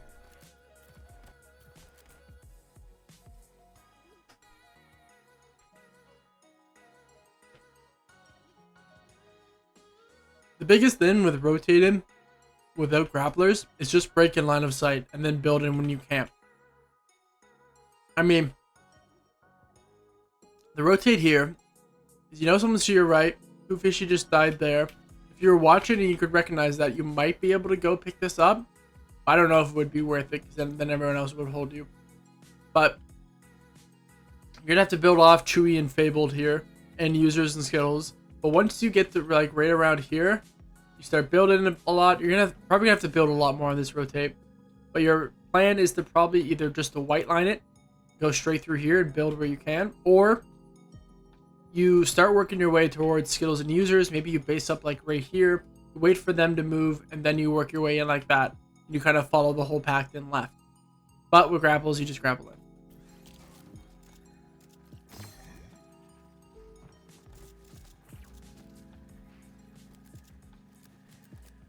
So they're just going to swing probably twice. And be chilling. Now look back.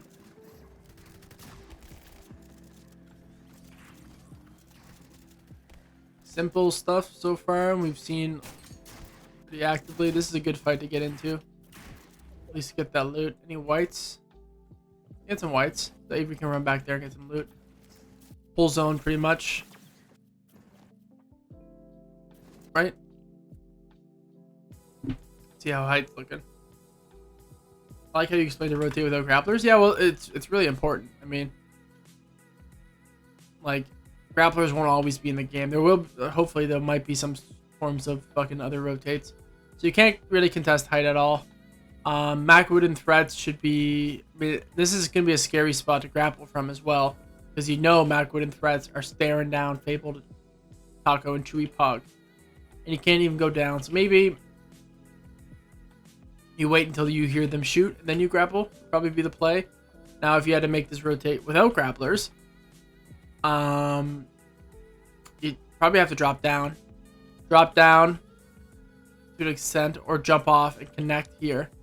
You could probably sprint, jump up, and connect, and be right here, and then just swing right, and then you would rotate like this all the way through. But the goal is just to get down, connect from Playify and Muzz right here. So you're on the same layer as Lawrence and Paper, or even one down. But I'd go the same layer. And then you want a full tarp until like right here. Get in front of Paper and Lawrence, and then to cut them off or force them down, and then you own this layer, and then you just go into zone. So you would probably want to stick on the right side and probably end up entering like right here and stay here.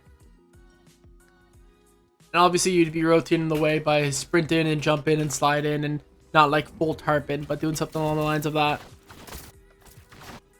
They get fried because Macwood and threats are looking. I mean, that's obvious. You should expect that. So they have to slow down the rotate there. Grapple gloves to bail them out.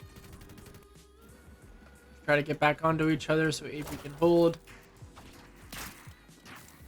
This is the game they win, right? Wow. And I'm pretty sure it is. I don't expect them to win this. These refreshes gotta be crucial. Good play.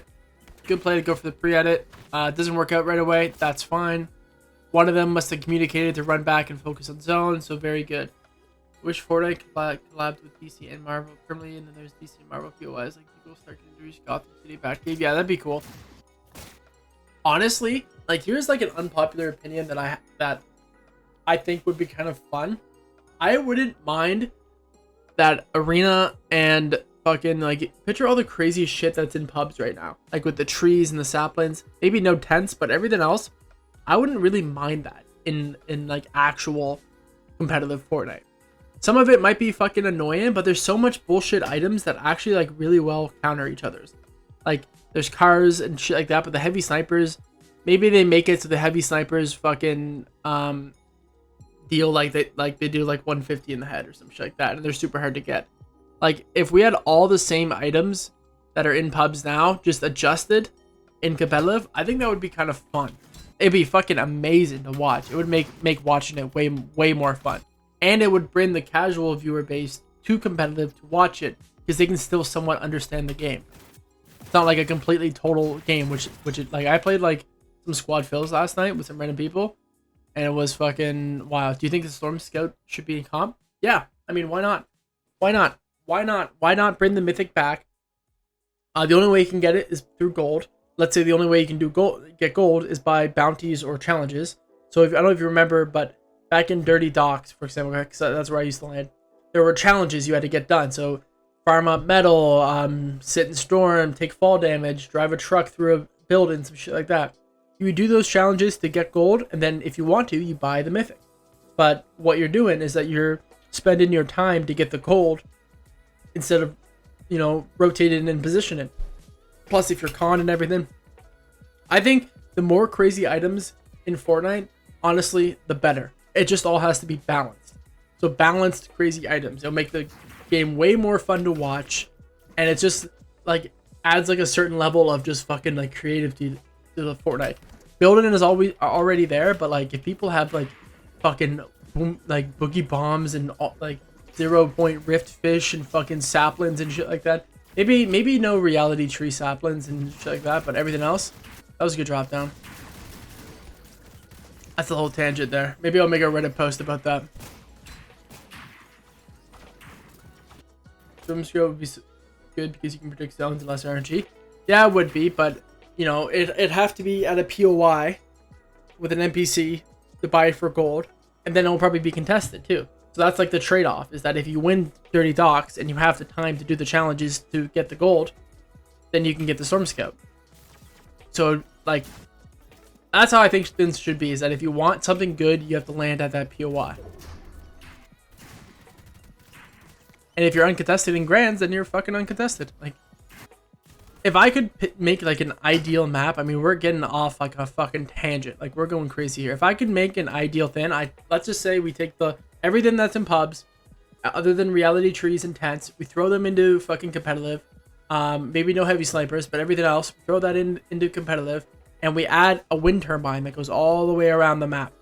That way, the edge team, or maybe not even a wind turbine, maybe it's a fucking geyser or some shit. Maybe there's a geyser in like every part of the map here.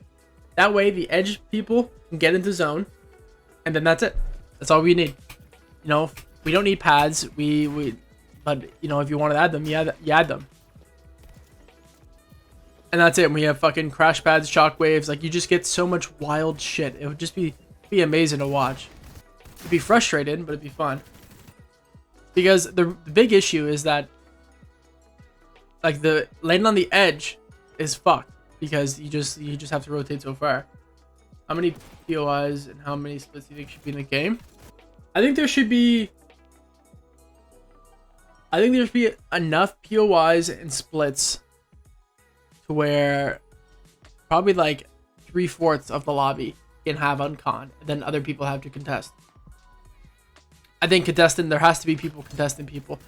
That's just like the way it is, I think, for sure. And there has to be bad splits and worse splits and shit like that, because if there's no action in the early game to mid game, it'll just be so boring. Okay, I have to get back to this because the fucking YouTube boys won't know anything.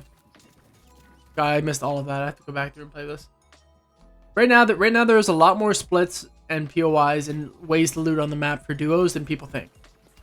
You just have to be willing to get creative.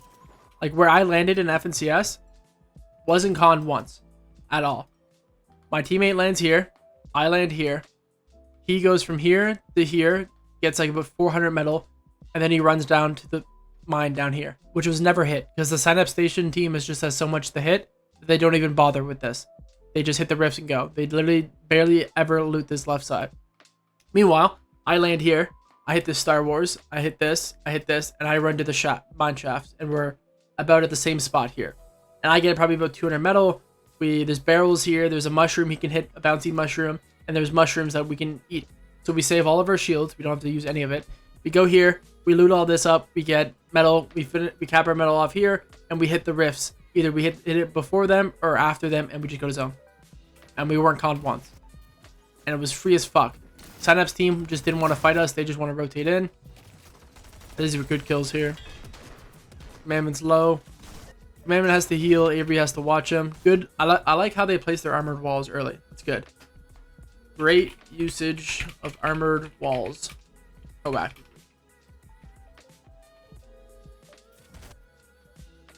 Using them. Block off angles before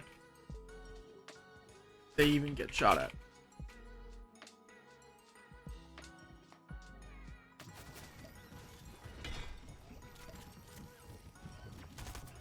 Get a lot of, yeah.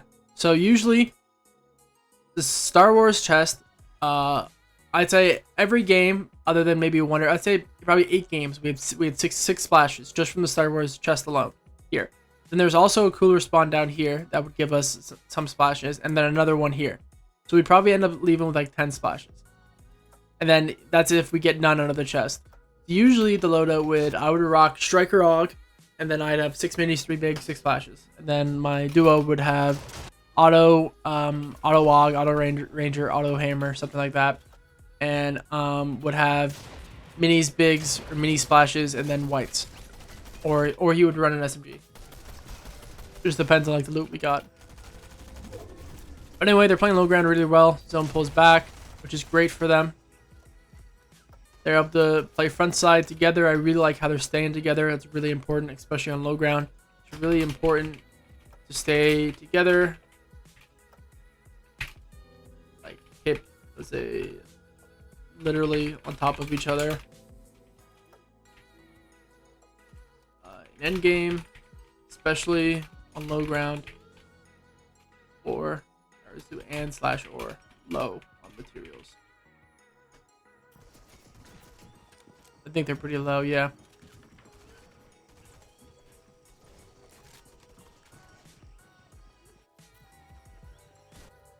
If you have the option, you do want to grab Striker SMG when you're in these end games like this. That's there. Grab all that shit. Go. Pop this big.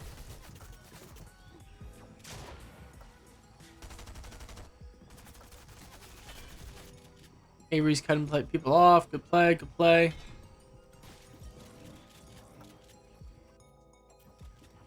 Go back. Fly all the way over here and watch this. Who's on height right now? Threats and Macwood. Maybe they get second this game. I don't know if this is the game they win. Unfortunate for Threats and Macwood because a lot of this stuff is already fully built. I mean, they have an armored wall here. They can't even look at. Commandment and Avery are really holding down the front side of low here, like hard. Agers and Kanata get the kill and do Aviv.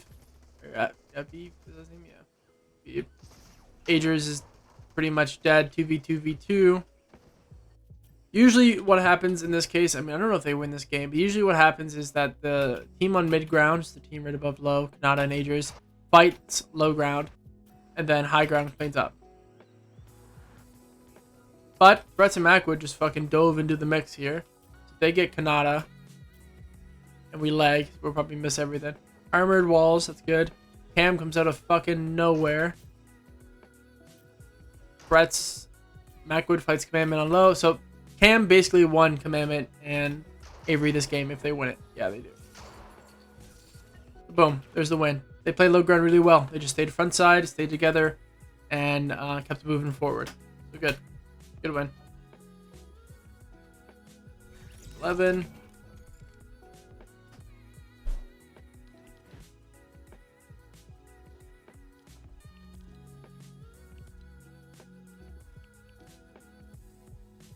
'17th, one of the... Yeah, that was game 10, the one that we won.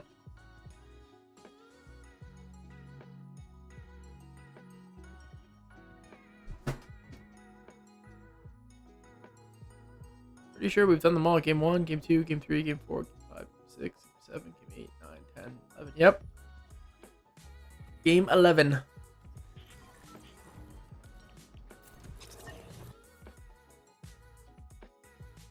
That makes sense. I mean, this was about the same time it took to do the Peter Pot and Bila one. Plus, I took a few breaks during this one.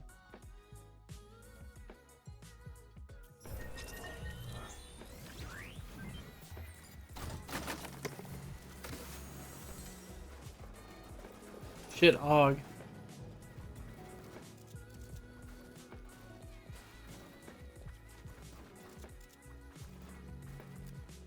See where they go. Zone is to the left. They sit up here. No, they're flying straight. Fire. Tags on those guys in the middle. Good play.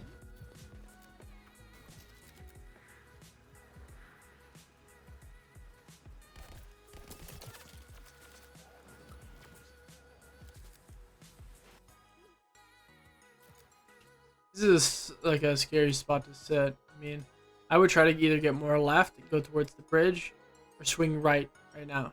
Go there. That makes sense. They want to get Surge on Jackson and Chubbs.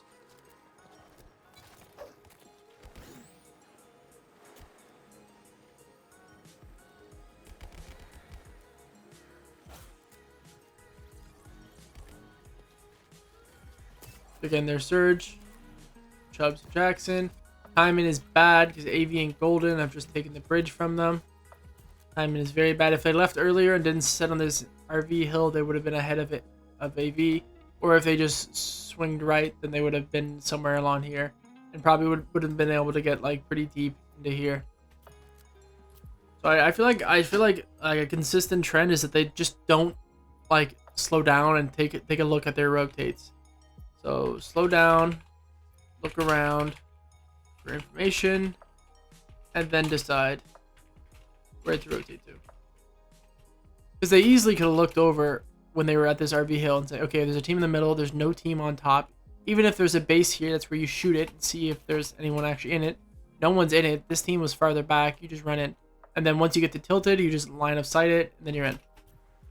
Now they're going to have this weird fucking 50-50 against AV. Zone's going to pull to Narnia. They're going to grief each other the whole time, then end up going down early.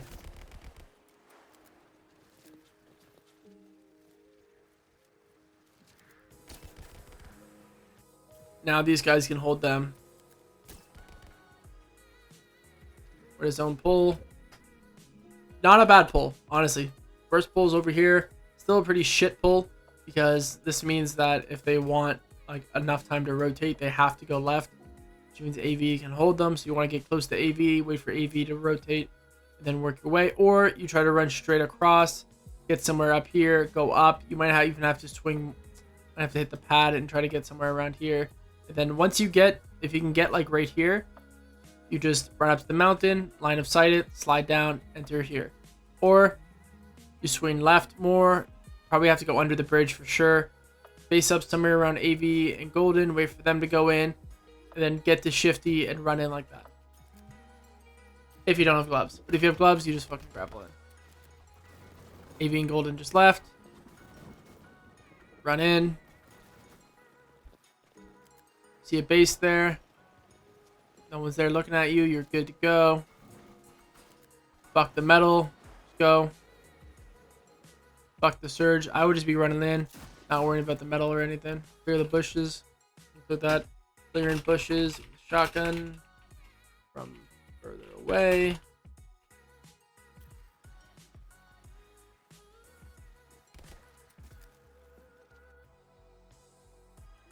Ideally, they'd already be somewhere here. Just what I find is happening is that they're taking too long when they're rotating to look for surge, and by the time they get in, everyone on edge is already established. So taking too long, look for surge when actually rotating. By the time they get into zone, enemy teams are already established.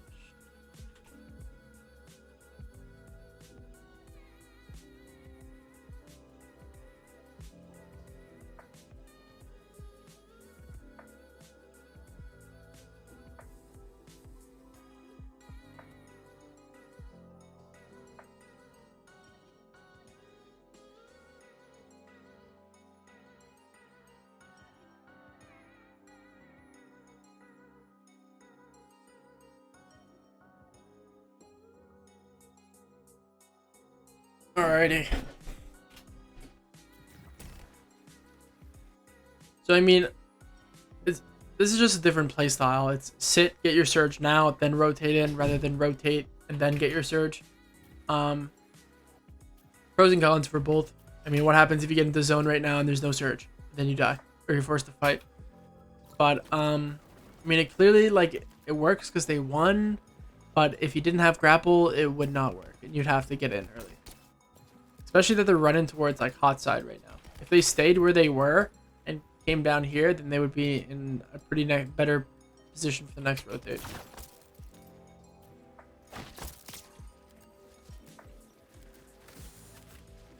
Yeah, I'm zone jamper, always holding them. Thank God that fight's happening. Now the burn, even though you have a grapple, you're still burning so much to get in. Now they're in. No grapple, rotate. Fucking crazy. No grapple, rotate over here. You'd be either here or here. You were here. You just have to make it to the bushes and pray to God no one's in the bushes, and then make it to this, and then you're in. If you were over here, kind of more shambles. Maybe maybe you try to hit the water for a bit, get to around here, base up if you got tagged. If not, once you make it to here, you hug this. Now you're in all the way over here. Ideally, you don't want to base up here. You want to see how deep you can get in. Best case scenario, you're somewhere on Bugle. Now where they are, which is directly on edge, I think. Yup. I mean, they always just rotate hot side. Every time they have an opportunity to go dead side, and they always just find themselves on hot side. That's because they rotate in late. Death and Tabney are in a wonderful position to hold them. There's already some pre-built here, so maybe you swing left, use this pre-built wood. You're probably going to try to get close to Tabney and Death, wait for them to leave, then follow them in, and you're gonna have to build a fuck ton this way, a lot, to get to a still shitty spot. So maybe you swing more left instead. We'll see what they do. They have grapple.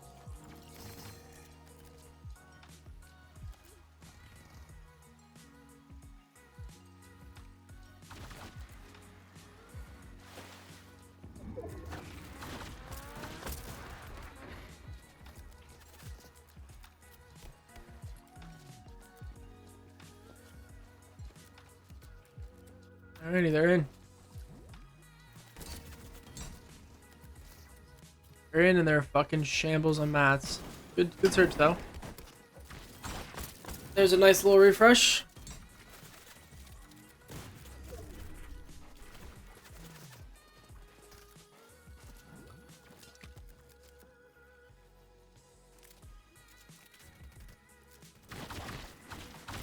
Using grapples to get in. We know this. Now they're on top of Bugle. Pretty good spot. Look back, hold people.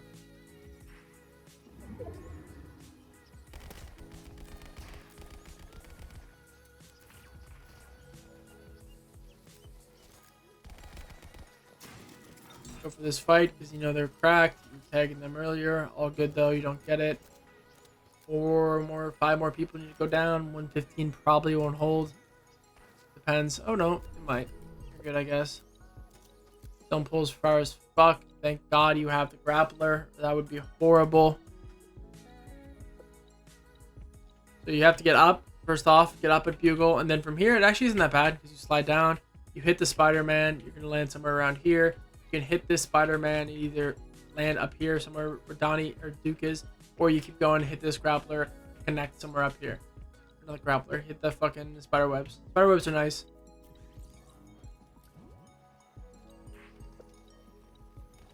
Let's see what they do. Grappling left. Yeah, that's fine. I mean, that's a better play because you're going to be higher up when you enter over here.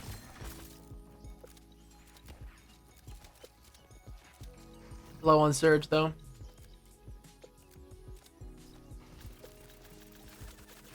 It will be below. They're actively looking. Good for them.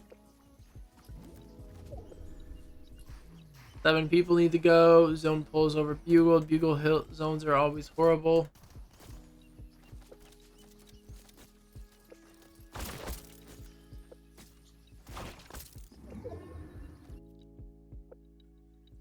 Two shots for Avery. Yeah, one. Yeah, surge is their problem. I mean, for their whole playstyle being about greed in their position for surge, they don't get much surge. The strategy doesn't work. They're always below on surge. They've never been comfortably above on surge ever this entire time. So I don't know. I feel like their game plan just isn't working. I mean, they won it still, but I honestly think they won it partly because of grapplers. Because if they didn't have grapplers, they were fucked on every rotate.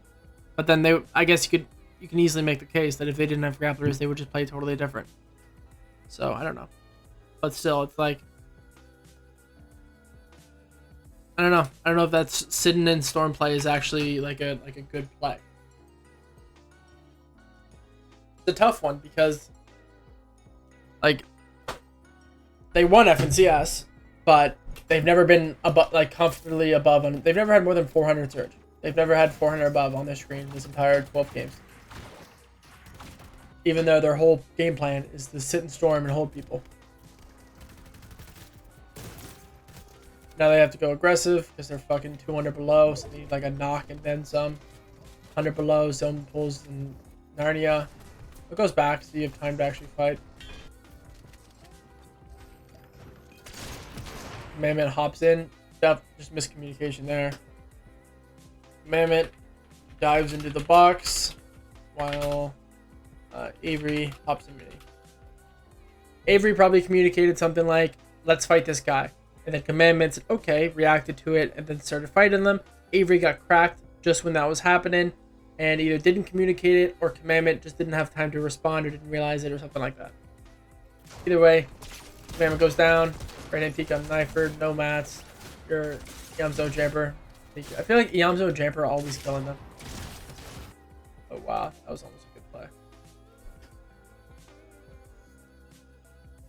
That would have been wild if you killed them. Alright, game 12. The downfall. Let's go into that again. Downfall for game 11. Surge. Again, I mean, their surge is just... Their surge plan just isn't working. They're getting fucked because of it.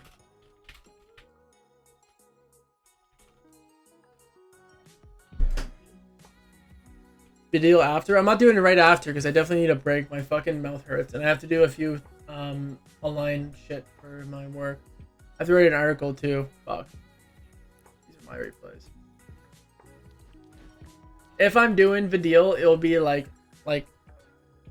8 to 9 Eastern, like late at night. If I'm doing it today. All right. Game 12.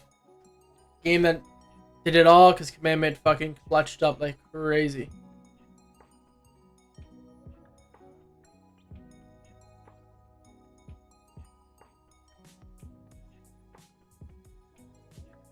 Alright, better see you at 8 to 9 EST. God damn. I'm not doing anything tomorrow, so I could. Yeah, that could actually work, because then I can let this video upload while I sleep afterwards. Something like that, I don't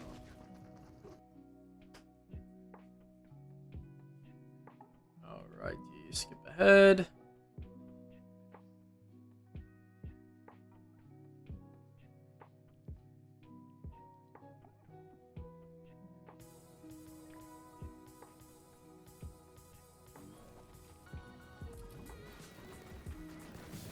Bit more ahead. They're just doing their fucking loot.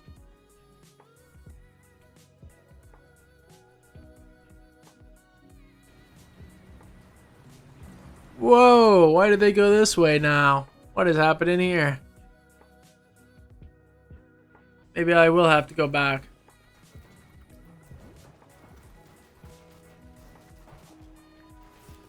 Zone pulls right. They know they need a big game. And they bring the aggression to Nut and Chucky, which they haven't done once yet. Instead of going to EV and Golden.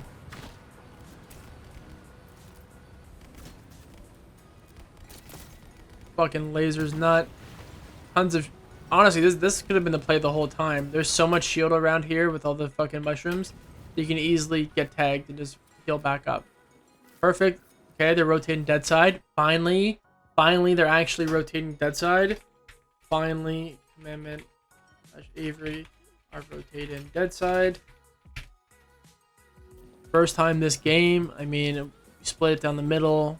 It'll probably look something like, oh, on it. Actually, I've split like this. Dead side and hot side. Because obviously, probably gonna be like this. Or at least they're heading towards dead side.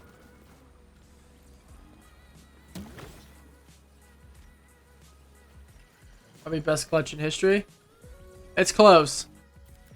Yeah, I'd say there was more on the line than Sprite's clutch that he had.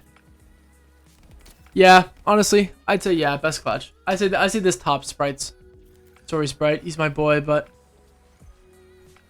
just because Avery died so soon. Like if Avery died here and then a Commandment clutch it would have been good, like for a lot more. But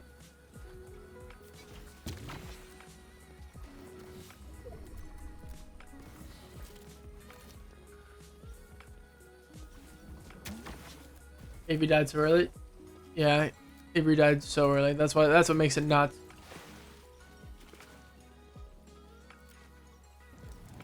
And they're in Storm for a fucking year. They have no surge at this point. Like, I don't know. Maybe they have like 200 surge, but I don't know how above they'll be.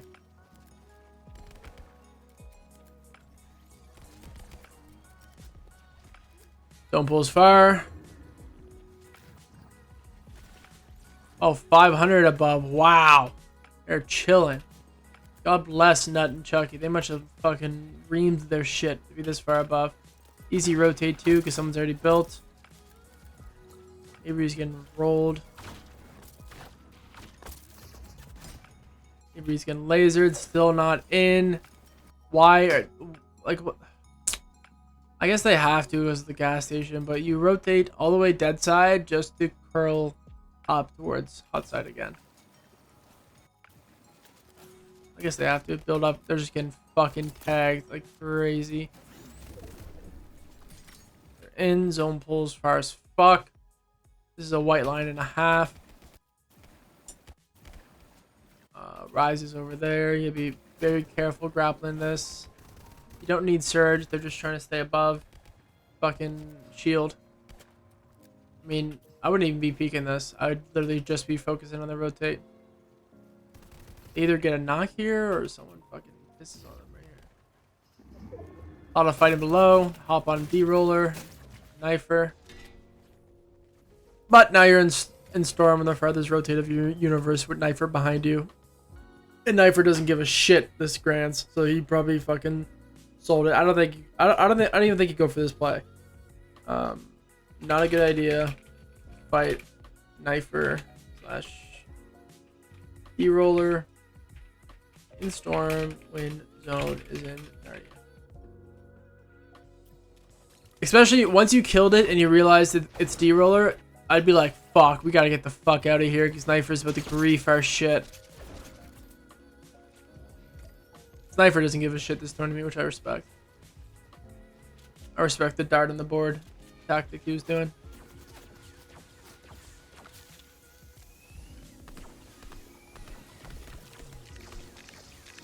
They probably end up getting this. Oh, they get a knock. Whoever's holding them, probably. They're way above. Don't need to worry about anything. Maybe the play was to always look for Nut and Chucky.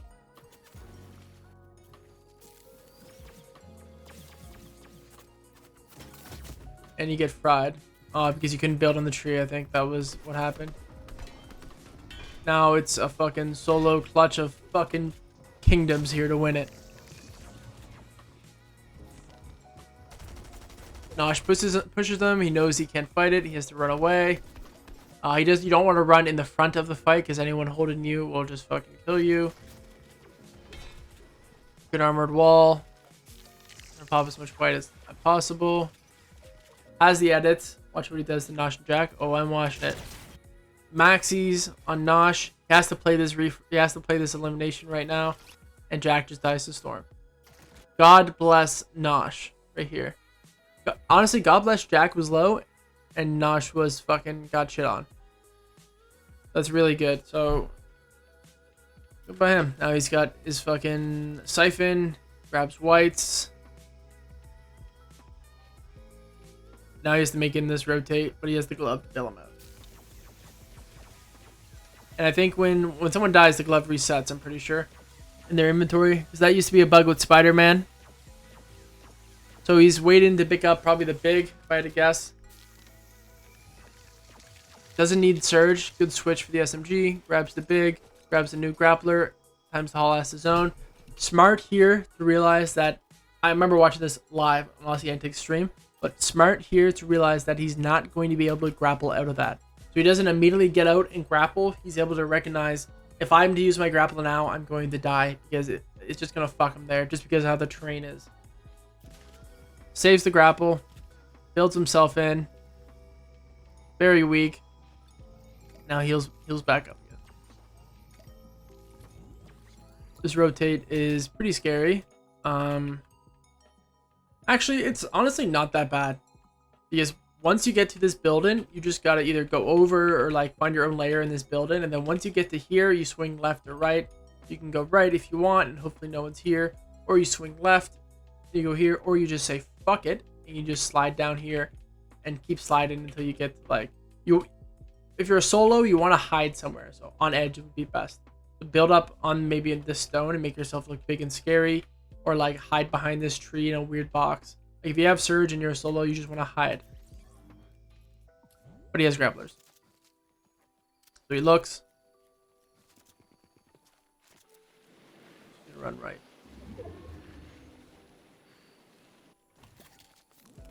Finds a medkit in here. Good for that.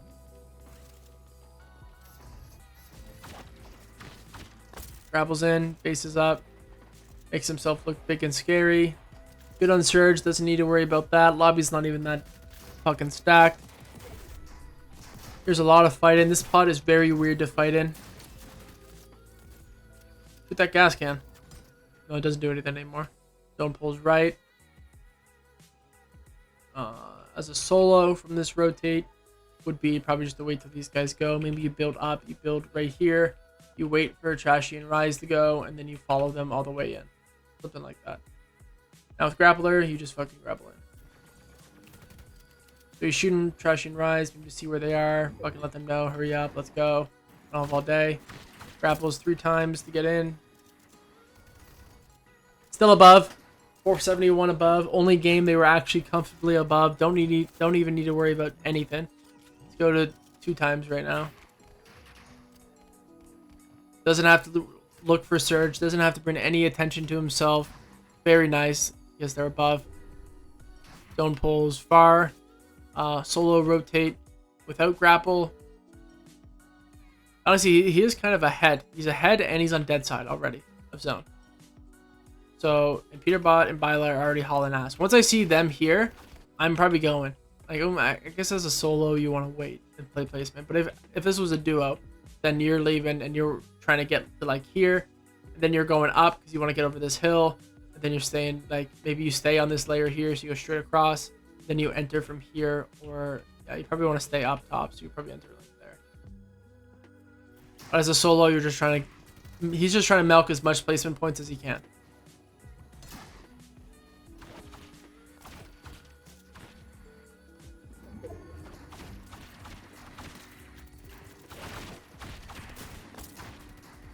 Perfect spot, gets in, only gets tagged up for a little bit. A little scary here. It's good. Right now he's kind of like, because he's in wood in both boxes, he's kind of jumping between the boxes just in case. Looking to find any shambled kids. Always want to go up when you're going to Spider-Man and use your fucking abilities. It's easier to Spider-Man out when you go up. Burns his stuff to get ahead. Has some hard mats left that he can use. And Perms is pretty nice.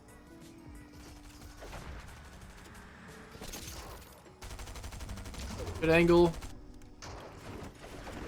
So much light ammo. He just keeps spraying.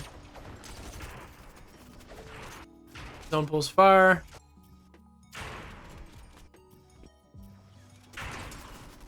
Starts getting pegged up a bit. Very scary.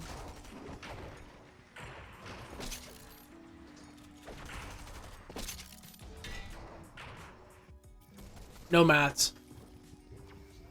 What the fuck does he... Yeah, I remember he fucking pops off, but no mats right now. Looking back. Makes sense. Look back. Try to pop this big. Good play. Even if he tanks 1 to 2 ticks, he's good. Because he'll end up netting. Very good play to run right like this. And then he gets all these eliminations here. Plays this angle. He plays this angle so nicely. So, not afraid to tank Storm, to reposition.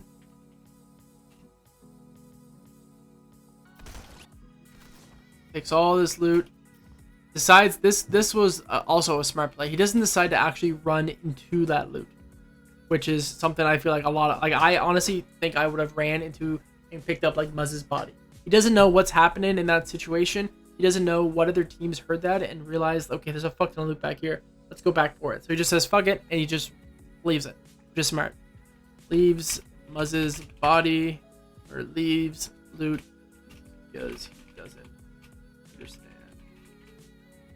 He doesn't know what other teams are. I'm gonna rewatch this because I'm gonna land top covert. I want to know how to rotate from the POI. Good idea.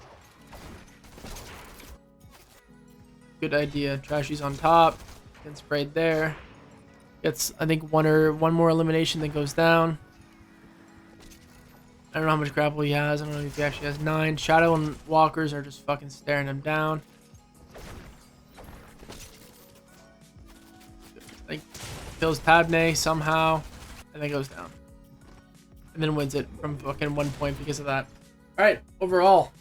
I mean, overall, they struggled with Surge the entire game. The only game they were above Surge was the last one. Grapplers bailed them out a lot of the games they played. Their game plan wasn't really working that well, because they weren't getting Surge. They were always below, and then that forced them to fucking go crazy. I should be able to VOD review Vadeal and them tonight, but we'll see. And yeah, hopefully you guys have enjoyed the stream. Might be live tonight. If not, I'll be alive probably around noon or 11 tomorrow, and that would be either for Vadeal, Jannisz, or Bugha and Mero. But yeah, cheers. Have a good one, everyone.